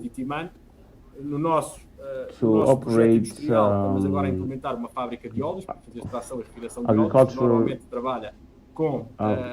agricultural spraying programs, which are normally the systems are operated through batteries. The group uses around 200,000 batteries only to spray pesticides. So with the financing that we provide, our farmers pay in an installment scheme. So this will actually the solar system will eliminate the use of batteries, and it will help our farmers to fulfill their basic needs, such as lights, and they can be able to charge their mobile phones. So at this consumption level can allow households to save from 150 to 550 meticais a month. So it's a considerable saving. So this project has impact. Another area where we are operating, Maida is saying that I only have 2 minutes left, and I'm finishing. Another area that we operate on is biomass. Inspired on the project knowledge from Titiman, in our industrial project, we're implementing oil refining of oil facility with a vapor that is generated through conventional fuel, because we do not have gas there, and we replaced. So instead of having 2 mills using or rent by diesel, we use biomass. So the biomass we get from our farmers. It is interesting that in diesel, which is important. We're talking about 10 liters for 1 ton of oil that is produced. In terms of biomass, we're talking about 250 kilograms per ton. So it allows to buy biomass from farmers at 1 meticais per kilo. And if we know that, if we imagine that each farmer is producing 1 ton of biomass in 1 hectare, so we can we can say that, for instance, since this is a waste that should be burned, we are talking about a revenue of 1,000 meticais a year, which it seems very little money for someone who lives in the cities, but for a farmer is not little money, and this equivalent to the amount of money that a farmer would be spending on pesticides a year. So it is an interesting project. It has potential to grow when we make it feasible, and finding the possibility to sell the electricity to the national grid.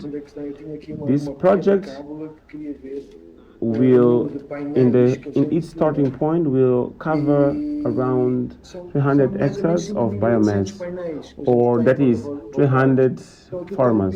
So imagine the potential, since we work with around 40,000 farmers. So these are the areas where we are operating, and that we have been asked to present here. So thank you very much for your attention, and available for questions. Ok, tenho aqui uma segunda pergunta em inglês, vou fazer em inglês, se puder responder em inglês, que é para, como este evento é híbrido.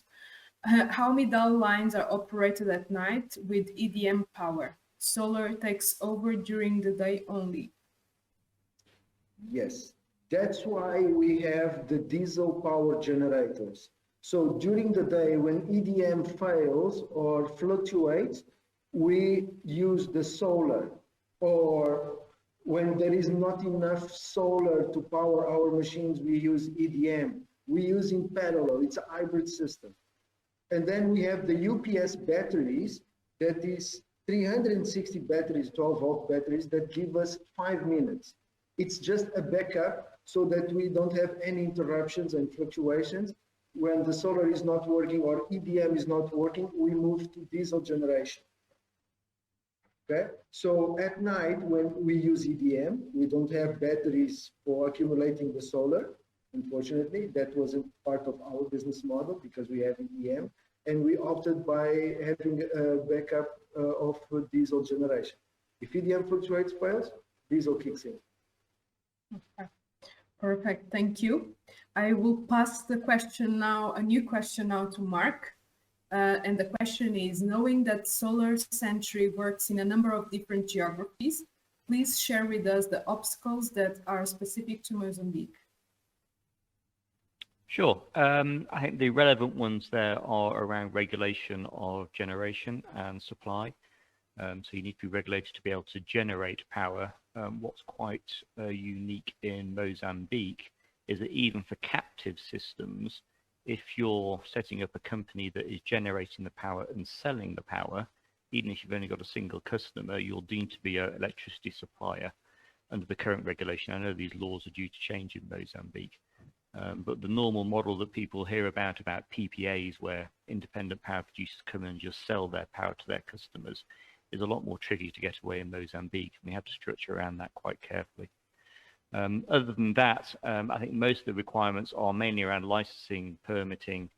There's technical requirements in Mozambique in terms of having technical competency testers, who owns the assets, who operates the assets. But I wouldn't say they're unique to Mozambique, it's just they vary from country to country. But we have to deal with all those, and then all the environmental, social impact type requirements. If we're putting in ground mount solar, of course, we're using quite a bit of land. So if you're relocating people, you have to go through all the hurdles there to make sure you're dealing with the local communities correct. None of these things are insurmountable. It's just there's usually quite a long list of things to work through.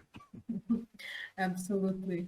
Justin, a question to you. You mentioned that if the client were to go on carbon credits, it would have more benefits. Could you please elaborate on how clients can benefit from carbon credits on these projects? The project, Sure. Titimani, You know, we're starting to see in actually South Africa had that many licensed traders lessons to learn can sell carbon credits on the open due market. to the There actual is a dollar value towards context. these. JFS Mozambique, consider from my experience, is still not there. I mean, I do know considers various groups I've spoken about in self-consumption Mozambique based are all projects trying to to other understand how they can operations. license and effectively set up the platform. So Yes, that we of have a course. Mozambique-centric Of course, Titaman showed that without a legal framework is very risky to get into this type of things. We spent time and lots of money in the project, but the lesson is learned. Once they are registered, actually, on our strategy, we therefore have them as a since we we are focused on household-based solutions.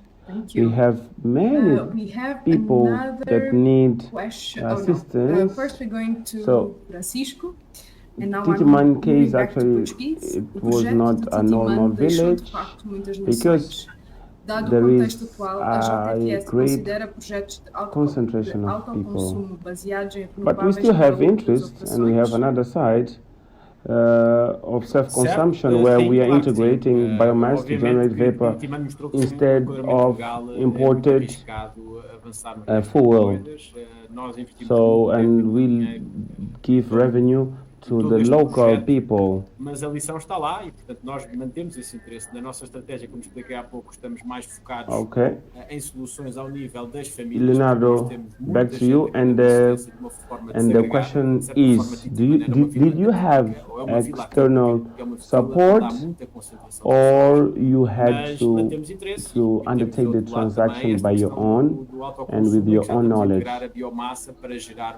That is all the costs that you had. Did you have any external support? I'm sorry, I didn't get the costs in terms of financing. No. Leonardo. Financing, regarding financing, we decided to use our own funds to fund the project. And we started, of course, we conducted many feasibility studies, and we conclude that it was better to use our own funds to this project. In terms of assembling, commissioning, as it is said, yes, we had to subcontract other companies to do some feasibility studies, and we had the support from EDM, for instance, for some informations. And we also had a company called Gazo Technology from Saudi Arabia, which came to give some support in this pilot project. So we developed with all the support, and because we are always present, and we developed capacities to, in the future, count on less external support. Perfect.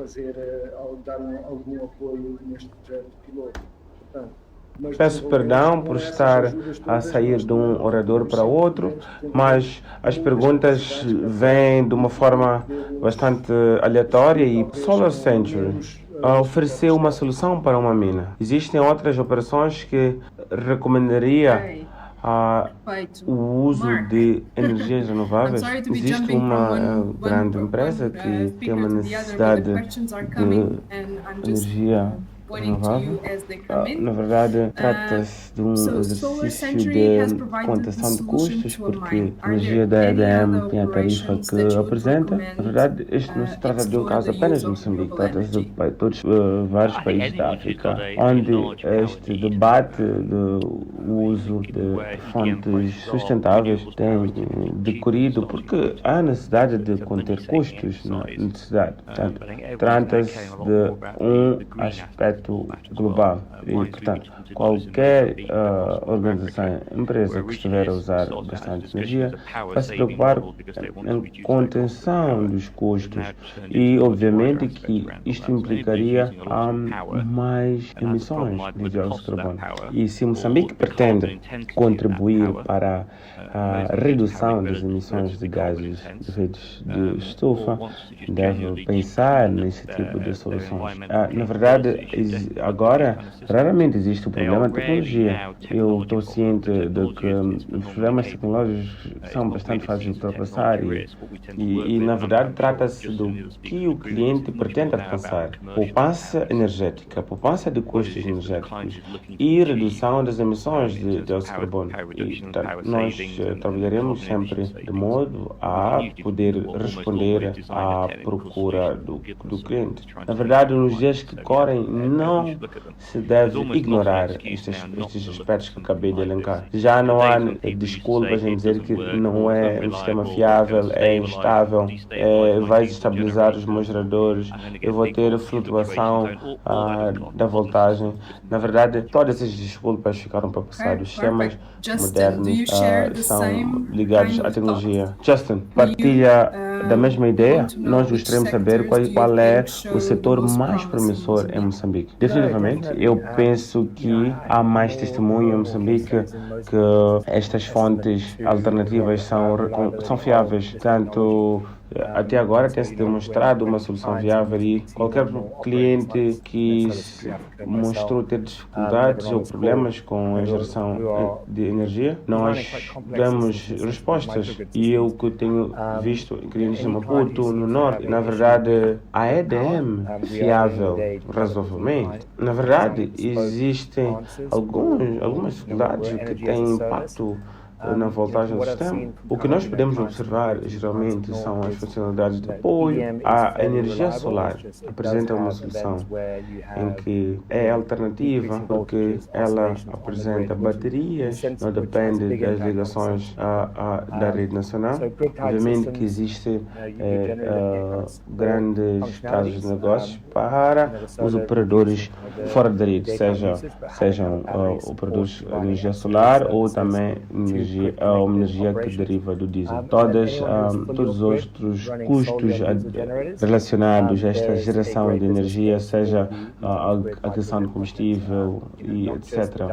Mencionou-se CPI e EPX como sendo benéficos. Certo. Por que o Banco Central estava envolvido? Pode clarificar? O Banco Central estava envolvido no projeto porque nós tivemos um acordo de financiamento, na verdade um financiamento de um contrato de aquisição energética. Na lei atualmente não está muito claro, mas é difícil mesmo se usar para a autogeração. Existe um processo, uma dificuldade de ter uma licença para o projeto. O projeto pertence ao cliente, isso significa que nós nos beneficiamos de todas as formas de uso, de concessão, todas as várias licenças que os nossos clientes já têm. Portanto, como um empréstimo, nós precisamos apenas de ter uma aprovação do Banco de Moçambique, dos pagamentos e para o nosso financiamento. APAX e CPI são organizações diferentes em Moçambique. Elas estão presentes em Moçambique para promover o comércio de projetos de infraestrutura em Moçambique. Portanto, nós fomos até eles para promover este tipo de projetos.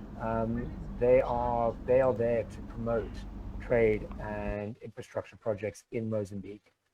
So we went to them to promote this project within a... Quais é que são os obstáculos para uma empresa moçambicana como a JFS de avançar em modelos similares aos que foram já apresentados? Mayra, eu não te consigo dar a resposta, se calhar, que tu querias ouvir, porque infelizmente eu estou um bocadinho desatualizado de como é que evoluiu o quadro legal. Eu tenho que me atualizar e isto é uma família, não é? Nós conhecemos todos quem anda nesta luta da questão da nova lei nestes últimos anos, desde 2017, 2018 para cá.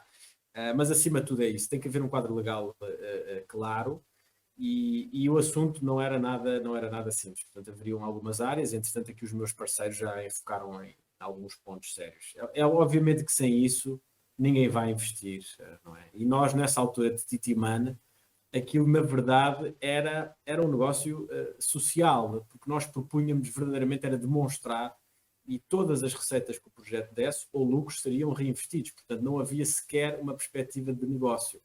E o nosso objetivo como JFS era participar no desenho de soluções que sirvam e, portanto, era um capital gain, um ganho de know-how e reputacional por termos também a honra de sermos parte desse processo.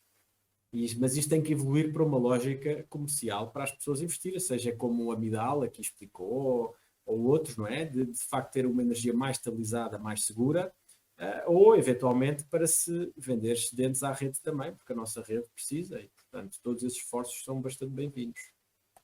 Sei que foi uma resposta vaga.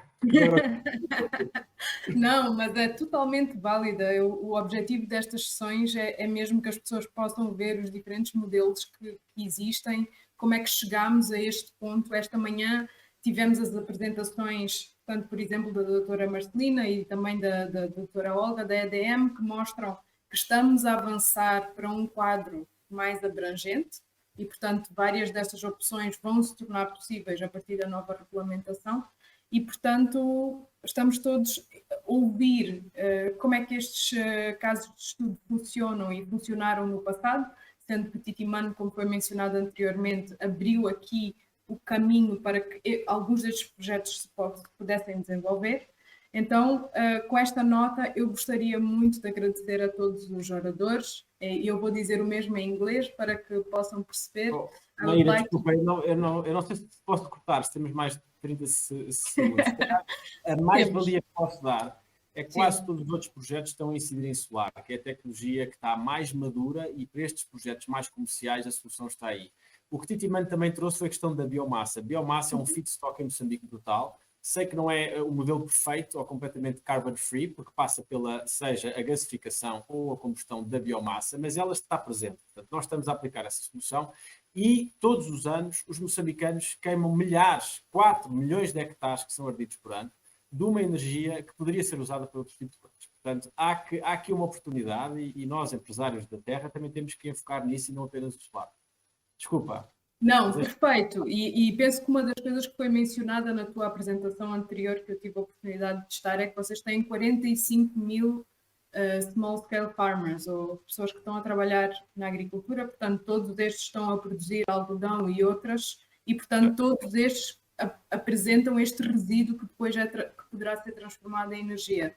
Definitivamente, isto tem que abrir a oportunidade e os olhos aqui de vários moçambicanos que trabalham com a terra para este tipo de sistemas híbridos que podem ser desenvolvidos. Por isso, nesta nota, então, vou fechar este painel. I want to thank all participants of this panel. Thank you so much. It was wonderful to have your presentations. And I hope that more conversations start from the showcasing of your case studies and other people that want to invest in this area look at you, at the pioneers and the people who kind of like paved the way, waiting for the legislation to come. So thank you very much, and we'll see you on the next panel, which is the financing panel. Vamos a seguir ter o painel de financiamento. Muito obrigada e até já. Vamos para um breve intervalo. Muito boa tarde, estamos aqui no nosso último painel, um dos painéis mais esperados deste dia de hoje, que é o painel do financiamento. Portanto, nós hoje vamos ter aqui 3 convidados que nos vão dar perspectivas completamente diferentes do financiamento que pode ser utilizado para este autoconsumo através da energia renovável. O nosso primeiro speaker é Marcus Rother. Marcus Rother vai fazer a sua apresentação em inglês e o Marcus é consultor senior, senior consultant para o Get Invest Finance Catalyst. Good afternoon, Marcus. Good afternoon, Mayra. Muito obrigado. And it's very, very good, very comforting to see the presence here on this panel, as well of a lot of domestic banks and lenders, South African banks and their Mozambican branches, as well as Mozambican banks, and to see that they are very interested as well as Electrify, that is also on this panel. I think this is very good news for the sector. If we switch to the first slide, so we have heard this morning my colleague Jose introducing the Get Invest technical assistance platform. So Finance Catalyst, he already mentioned, is the financial arm of the Get Invest platform. We are a network of advisors, and we help to structure financial plans. We help to prepare financial models, and more than anything, we help to reach out to investors for local entrepreneurs to find and tap into the investor community, and as well as prepare investor communications for this aim. You can see on the slide also this funnel represents the amounts of applications that we receive, and on the bottom the kind of projects and the amount of projects that we have successfully brought to financial close. On the second slide, we see the sponsors that we work with. We are not connected to any particular fund at all, so we work with hundreds of different financial institutions, international banks, private as well as public. We have a database, a finance database that you can also reach via our website, and where you can have a first impression of who might be financial institutions for your kind of funding and kind of amount of funding that you have. This database, we are constantly expanding, so financiers that are interested in collaborating with us, please let us know if you don't find yourself in this database yet. I want to now just go into a few cases of companies that we have helped in the past. If you look at our next slide, this is one of our success stories, a successful solar paygo company in Mozambique that has already changed the lives of hundreds of thousands of Mozambicans living in rural areas. Solar Works supplies solar home systems of different ranges, from fridges to charging stations. The customers basically pay small amounts every month in mobile money in order to own eventually their own appliances in the end. So the kind of support that we in Finance Catalyst have given this company, like we first gave them some hands-on advice in how to improve their financial model and their business plan, and help to reach out to the investor community. Eventually, Solar Works reached 3.5 million debt funding also from Electrify in the first stage. And now Solar Works has actually come back, has applied a second time for our help in order to help us to with their second equity raise to finance the expansion. So we're still open to receive more interested equity partners for Solar Works. If you look at the next slide here, this is also a company which business is within the paygo activities. It's Aiemo Solar, which has been active in the neighboring countries of Mozambique and focusing very much on productive uses, solar-powered lights for fishing and irrigation systems for smallholder farming through their lease-to-own model. And they also installed their wireless internet platform, and has been a very impactful business as well. It has helped to increase income and to cut fuel costs for a lot of their customers. So this kind of business, I think, is a nice example for a very impactful business that is also, though notoriously difficult to get financed, because a productive usage is complicated, it is maintenance intense, advisory intense, it is often novel. So thanks to our intervention, we helped the Aiemo Solar improve their business plan and their finance strategy. and to reach out to debt providers, which was difficult in the first stage. But eventually we raised a convertible debt and reached out to Gaia as well as Electrify, and in the end helped them to raise over 2 million euros funding also from Acumen, Chroma, and Impact Capital. So thanks to this, the company has now been able to hire over 100 employees. They tripled their revenues, and they reached out to over 12,000 farmers and fishermen. If we look at the next case now, so this is a very different kind of company. I think it represents also a broad spectrum that we are active in. So this is from the C&I sector, a captive project, even though a very large one. It's a 50,000 hectare farm in Sudan, a consortium of a local and Dutch developer together with a Swiss company providing the storage solution. They have developed this really groundbreaking solar farm, including a very large storage solution of 40 megawatt hours. It's quite fascinating, really, if you look at this picture. The gravitational vault storage, it is called. You see these bricks, these composite bricks here in this picture. They are lifted up in the air. They are then create a tower which actually storing energy in form of elevation gain. And then once these cranes bring these bricks back to the ground, the kinetic energy generated is actually turned back into electricity. And some sophisticated software ensures that the bricks are placed exactly in the right location. So it's quite innovative, quite large as well. Sudan is a high-risk environment as well on top of that. So it has not been, let's say, a very easy one to present to financiers. We haven't had an off-taker risk as well, because this is a captive project. So the farm GLB is really the sole off-taker here. But we basically supported the developers on their business case proposal and their financial structuring, and also to meet the international finance principles, and eventually expected a total investment of 36 million euros for this first phase was obtained.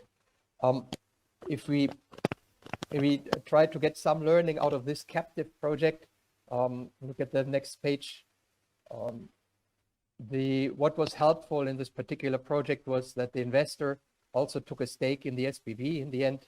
The EPC sponsors took a very active role. They brought guarantees, and they had very good performance capabilities as well that were proven. The farm had to comply, obviously, with ENS standards by IFC. It was very helpful that the farm itself, the off-taker, has sufficient forex, so they are exporting, so they have access to foreign currency, which is definitely helpful to make this more bankable. And also the regulatory environment in Sudan also played an important role.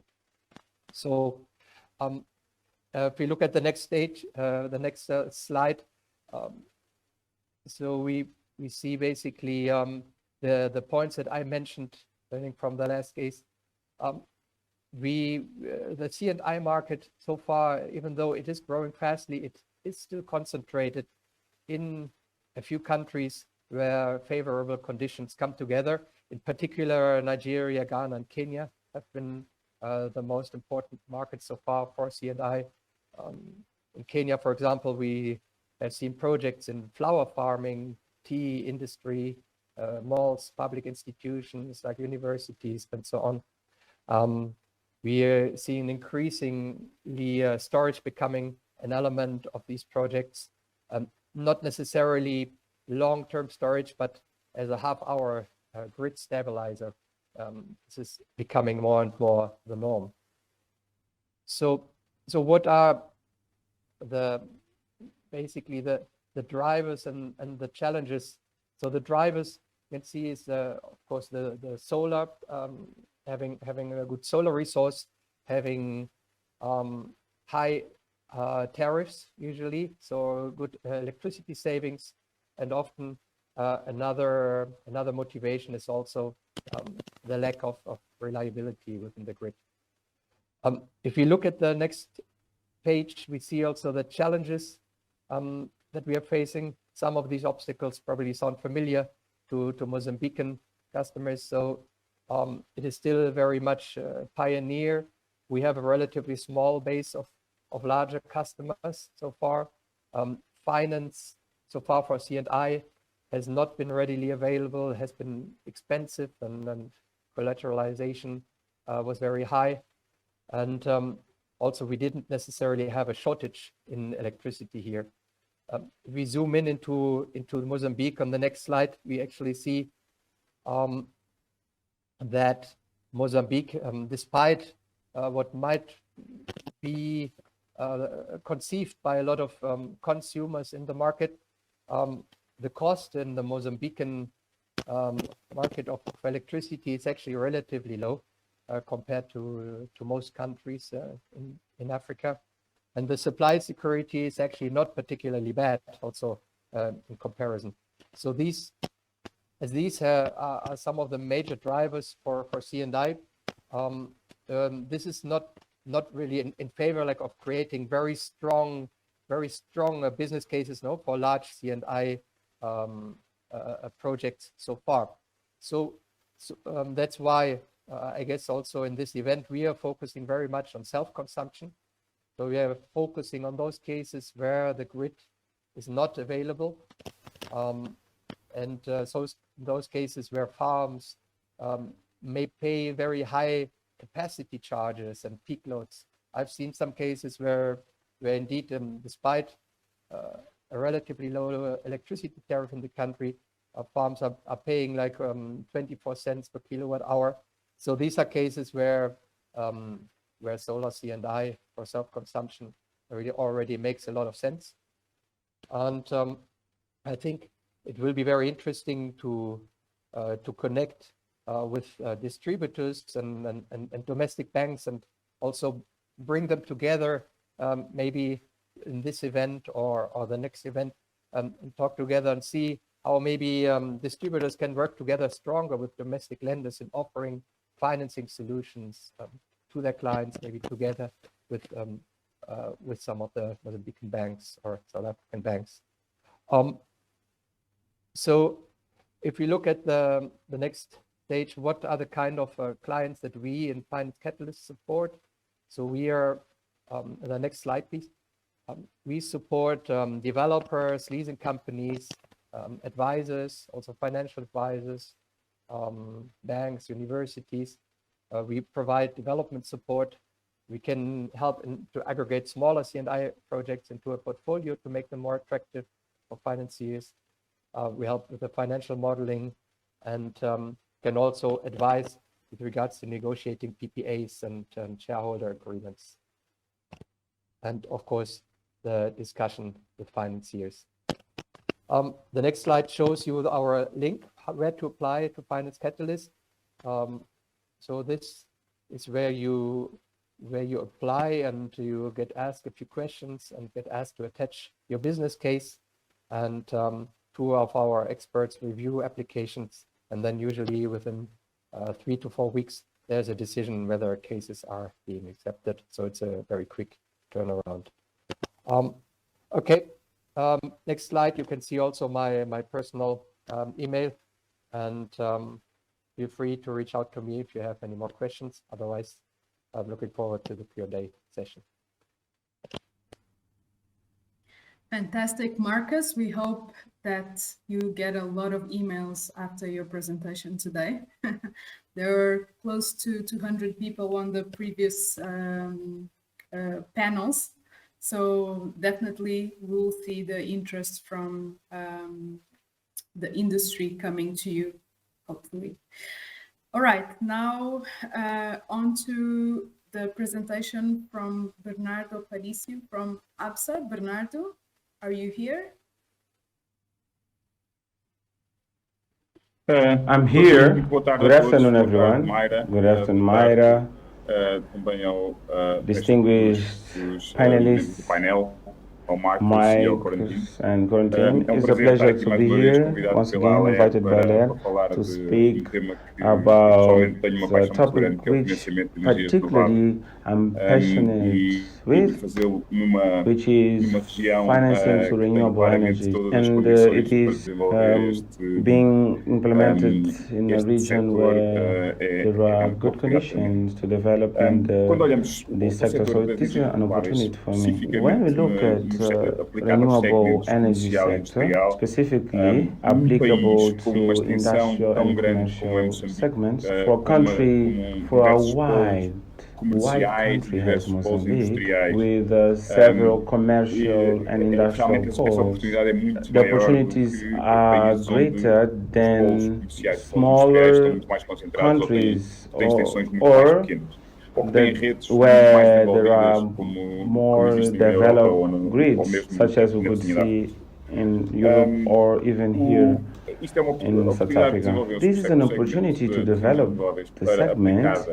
The renewable energy is applicable to industries. So apart from the consumers, industrial and commercial consumers, to diversify their energy supply source, as Marcos said before, to have more stable power sources.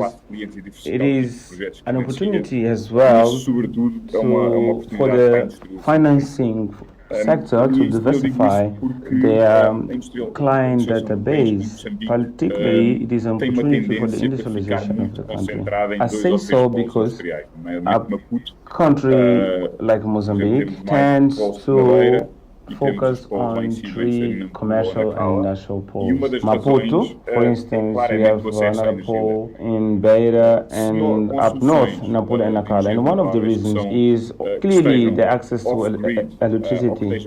With a renewable energy solution that are off-grid or on-grid, but the power, the greater part of the power is on site. It allows, or there is an opportunity to create other industrial poles off the great cities and promote more diversified and comprehensive economic development in the country, and as well creating more jobs in rural areas and potentialize the GDP of the country.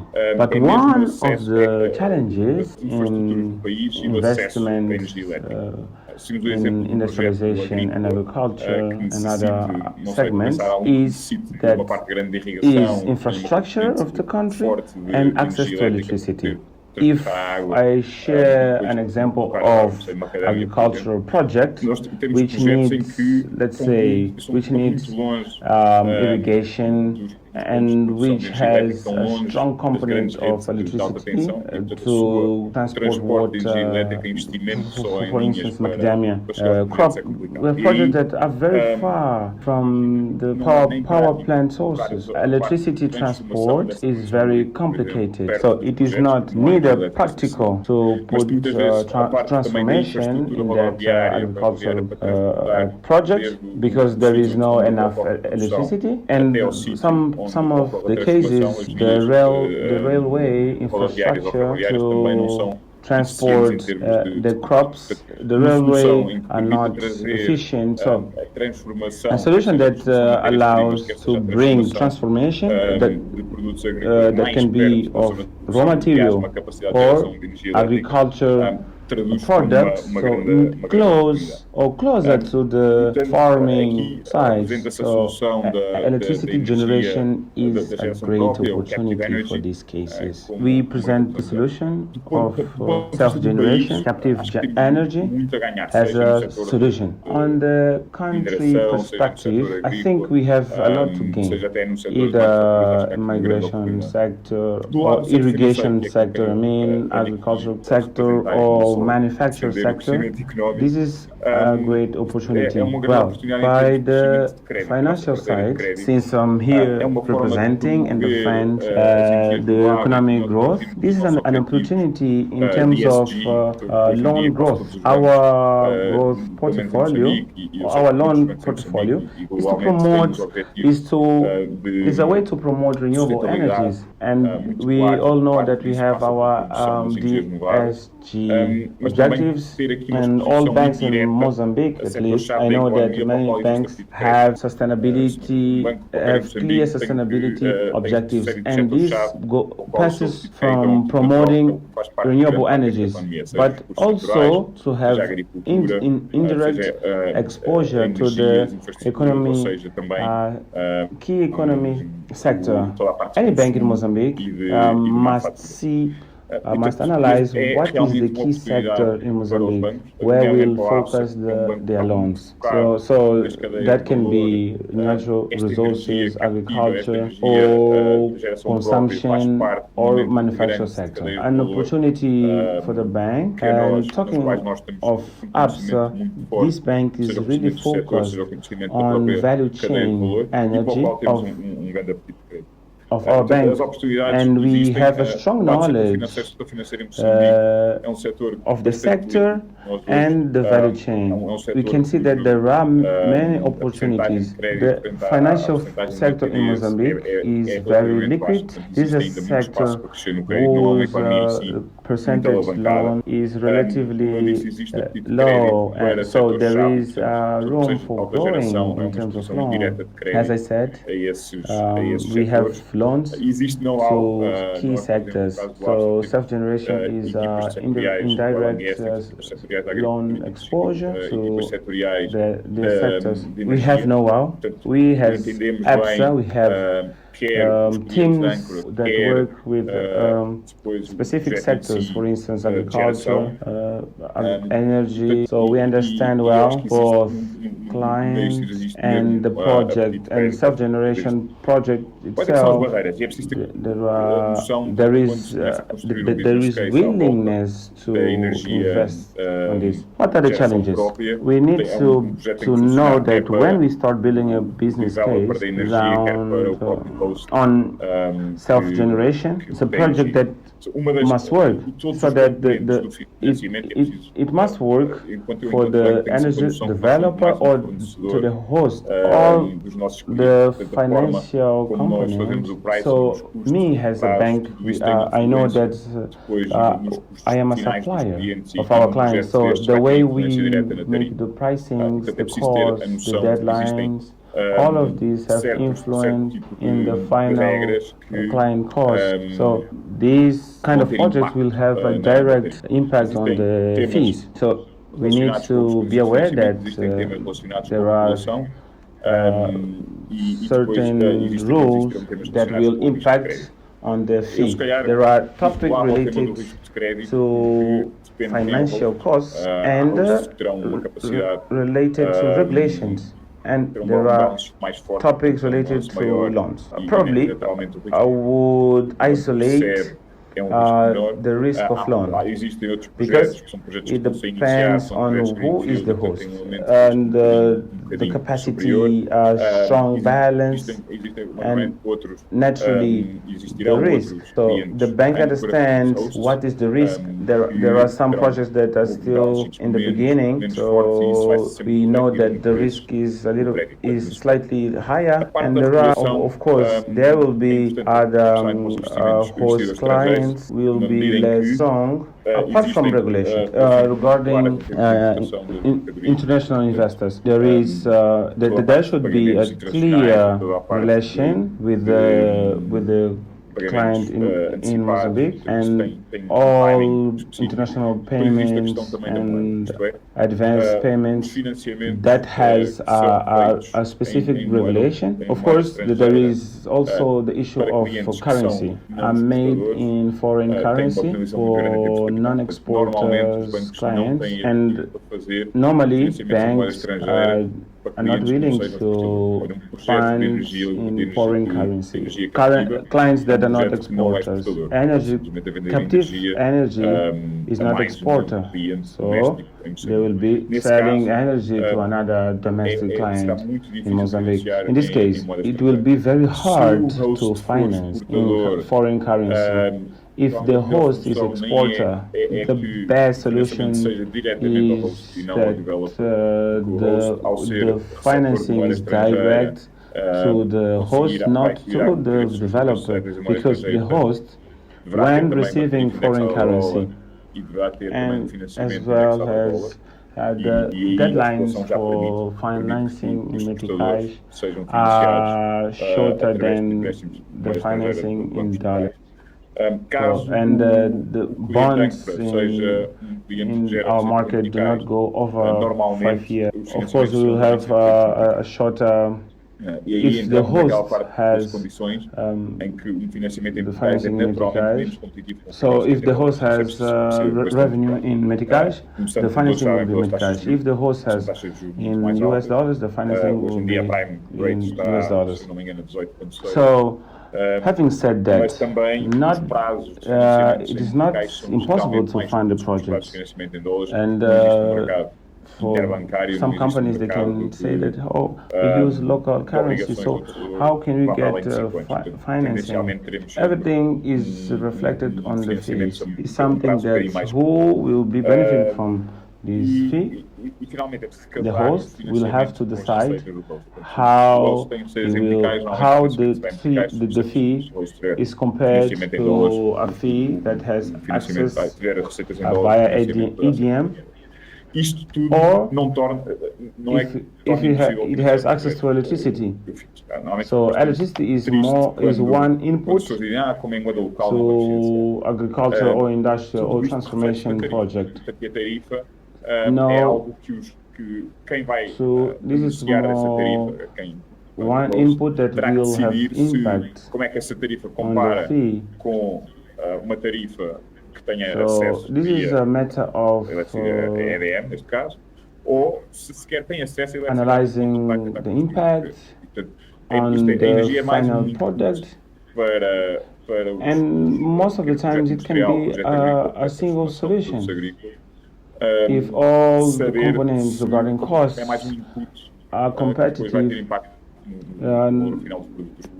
yes, if they are competitive, the cost of electricity also will be competitive. We need to understand well what is the project, what is the best and appropriate financing system. And I would like to say that the bank is willing to finance this type of projects, either in national or foreign currency. I think we have a few projects, we have a few exposure of local banks in this type of projects. So there is willingness to finance these projects, and I would like to comfort you all panelists that there is willingness from the banking side to finance these types of projects. So there will be a greenfield segment which the willingness for loans is greater, and the risk is also greater. But there are projects today that are operating, and of course there will be the willingness from the banks to support this type of projects. I'd like to thank for the opportunity, and I'm available to answer questions.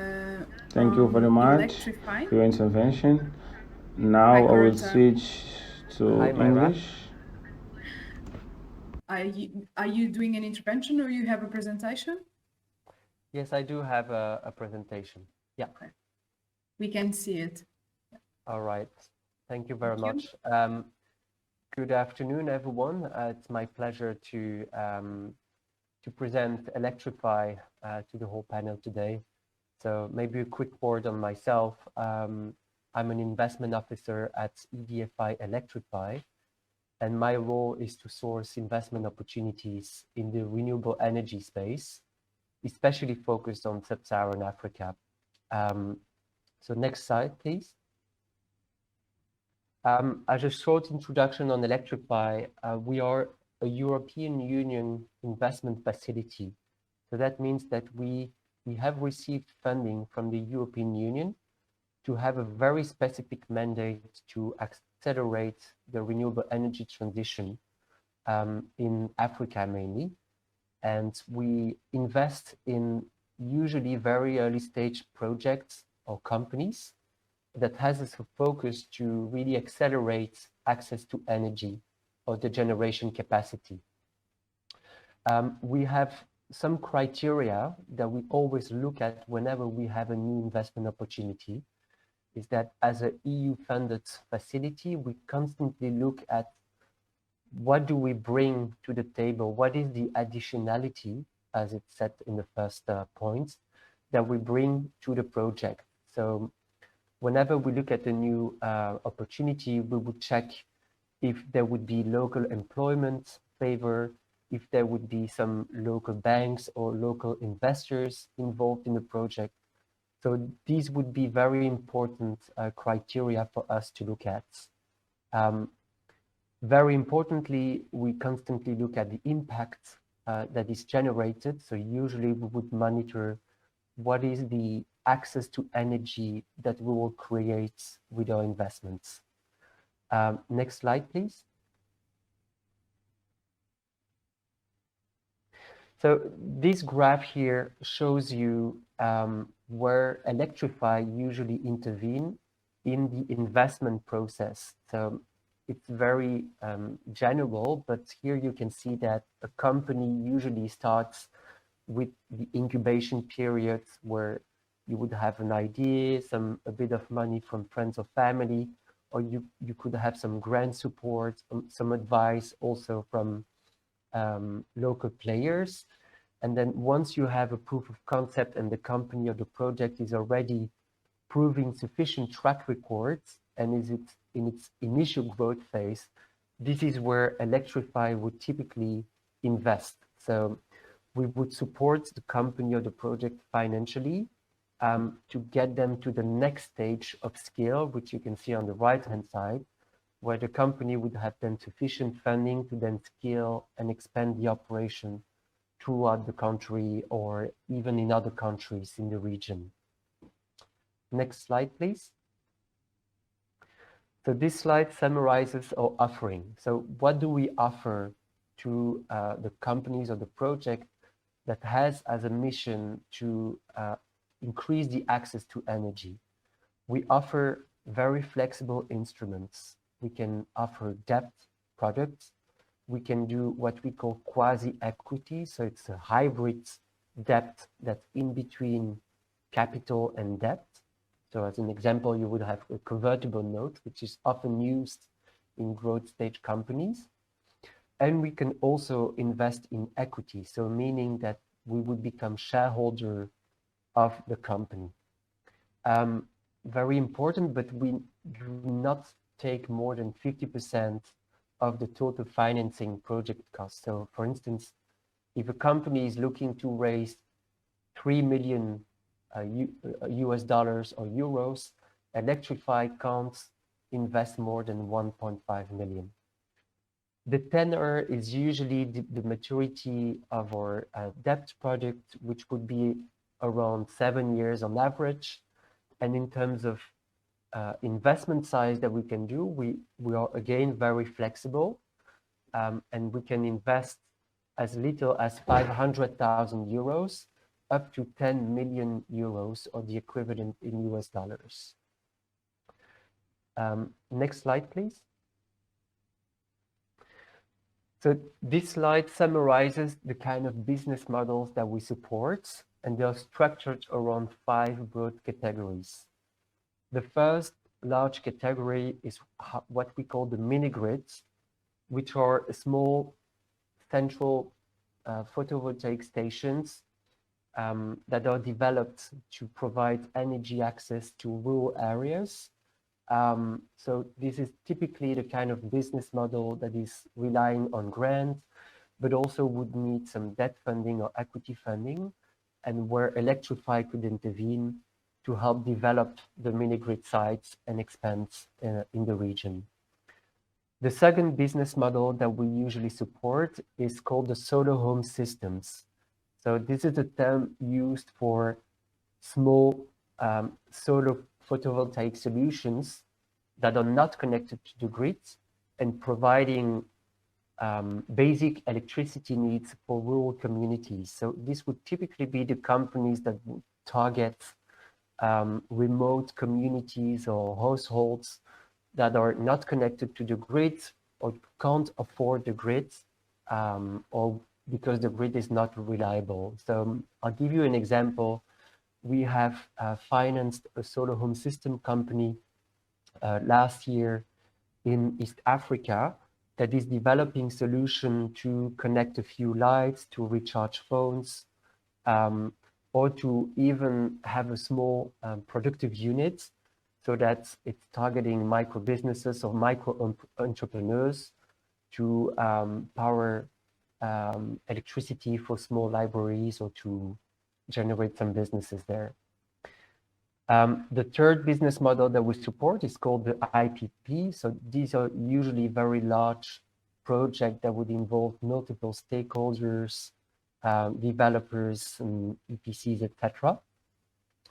The fourth business model that Marcus actually introduced in this example is the captive power plant. So exactly how Marcus explained, these are solar solutions that would be targeting large farms or industries to generate actually clean energy for their needs. So these projects would also usually involve multiple stakeholders, and Electrify can help in the financing.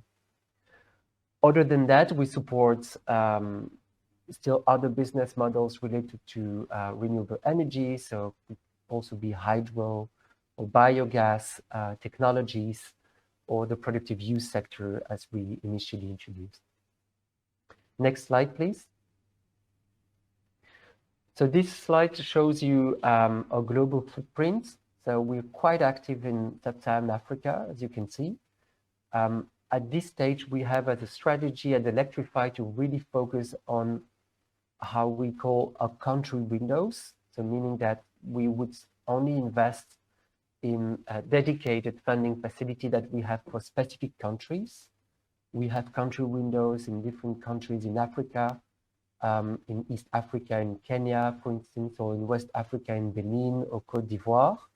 And the good news is, and this is also very relevant to the audience today, is that I'm very happy to let you know that we're currently working on a country window for Mozambique, which should be operational for next year. So the contract is still under a drafting stage, but we expect to have that country window facility for Mozambique for mid next year, more or less. So what does that mean in practice? That means that companies or projects in Mozambique looking for funding in the renewable energy space could reach out to us for potential funding. Next slide, please. To end this short presentation, this gives you an idea of the kind of companies that we have supported in the recent years. So as you can see, some very well-known companies like SolarWorks, we just mentioned, or Pet Africa, Sistema Bio in the productive use sector in Kenya. And also in terms of instruments, this has been quite flexible as we have provided different kind of instruments to these companies that are tailor-made to their needs. So as you can see, for PEC, for instance, we provided junior debt, but for Sistema Bio, we provided equity financing. Next slide, please. I think that's the last one. So thank you very much for your attention. Thank you very much, Corentin, for your presentation. It is good to hear that you're going to have a country window for Mozambique. This was also announced by the ambassador this morning. I have some questions for the panel. So I'm going to go back to Mark. You have provided examples on financing for the Mozambique context. Is there a specific size of project that you are prioritizing? And also, are there specific regions in Mozambique that you would like to focus? Okay. So usually the finance catalyst focuses on project sizes between 0.5 and 50 million euros. However, since we already have a country window for Mozambique in place, it means we have like additional resources to also go for smaller size projects without having a very clear, let's say hard deadline to say, okay, it has to be a certain threshold of size. We are looking also to support customers, for example, who are looking for funding for their company of say of 100,000 USD, for example, currently. So it's more important the type of business really than the size. Maybe I should just focus here that we are helping renewable energy businesses. So we are supporting companies that, for example, would lease solar solutions out or to pay-go distribution or try to look for finance for microgrids or IPP, this type of thing. But and we regionally we don't have any particular focus at all. The opposite. I think we basically if we say we are really I'm talking for our network of advisors. We are looking at the cases with the eyes that we believe possible financiers would do it. So even though we might not have any particular limits or restrictions, a financier might have. So we're trying to anticipate a little bit when we look at cases. Is this somehow financeable out there in the investor community? Is there anyone out there who might be interested in supporting this project? So that's kind of like how we look at it. There are some regions within Mozambique that are a bit, of course, more complicated than others. But Fernando, I have questions for you. Please try to summarize the answers and briefly answer. The first question Perfect. is, Thank you I'd like so to much. know what are the Fernando, main I'm going to ask you the question in Portuguese. developers Eu vou and te pedir para promoters seres should consider when breve. Há developing muitas the questões project so that relacionadas com a APSA. are interested to Eu finance this vou type of ler-te algumas renewable que estão project aqui energy. I will ask you e to give peço para a tentar brief dar statement for uma both resposta questions. para todas. Of course, I A will try primeira to be more pergunta brief. Actually, I don't like the é o concept seguinte: of queria saber credit line. quais os Each principais project credit has its enhancements que only os developers ou specifications, promotores either devem in ter the em conta project na itself especificação do projeto or para que os the bancos tenham uma maior host apetência em or financiar the electric generation potenciais structure. projetos de We are energia renovável. interested in the Vou-te pedir para agriculture dar brief sector. statement We have então interest para estas in duas the perguntas. agricultural value chain, and we are available Posso to work tentar ser mais with breve ainda. a well-structured Assim, project nós and não temos, are feasible, pessoalmente, eu não and sou muito the apologia generation conceito de electricity linhas de component silício. must be Cada viable projeto tem as and suas feasible. And we especificidades, are quer a available, parte so if do you projeto em want si, que é o to host, get neste in caso touch o with projeto me or agrícola, quer a with my parte do team in próprio da Vilanculos, estrutura we can de geração analyze hidráulica. with more Portanto, detail the temos project. apetite Regarding para o setor Tanya's agrícola, temos apetite questions, para a one of cadeia the de valor do greatest setor agrícola. challenge E in the nesse sentido estamos commercial disponíveis a sector olhar para projetos que façam is sentido, to adapt the que sejam, quer financial o projeto structure in agrícola tem terms que ser of viável e depois deadline, ensuring that the project allows that that fees are good today, so the size allows to be diluted, so either construction costs, financial costs and operational costs. So financing is not a problem to the fee, considering the high interest rates, because most of times financing deadline is shorter. So try to reimburse a total investment will be paid during utilization throughout 15 years. It can be a problem to the fee. So in the beginning, the fee will be high, later on will drop. So the challenge is to find a balance within debt and equity, which allows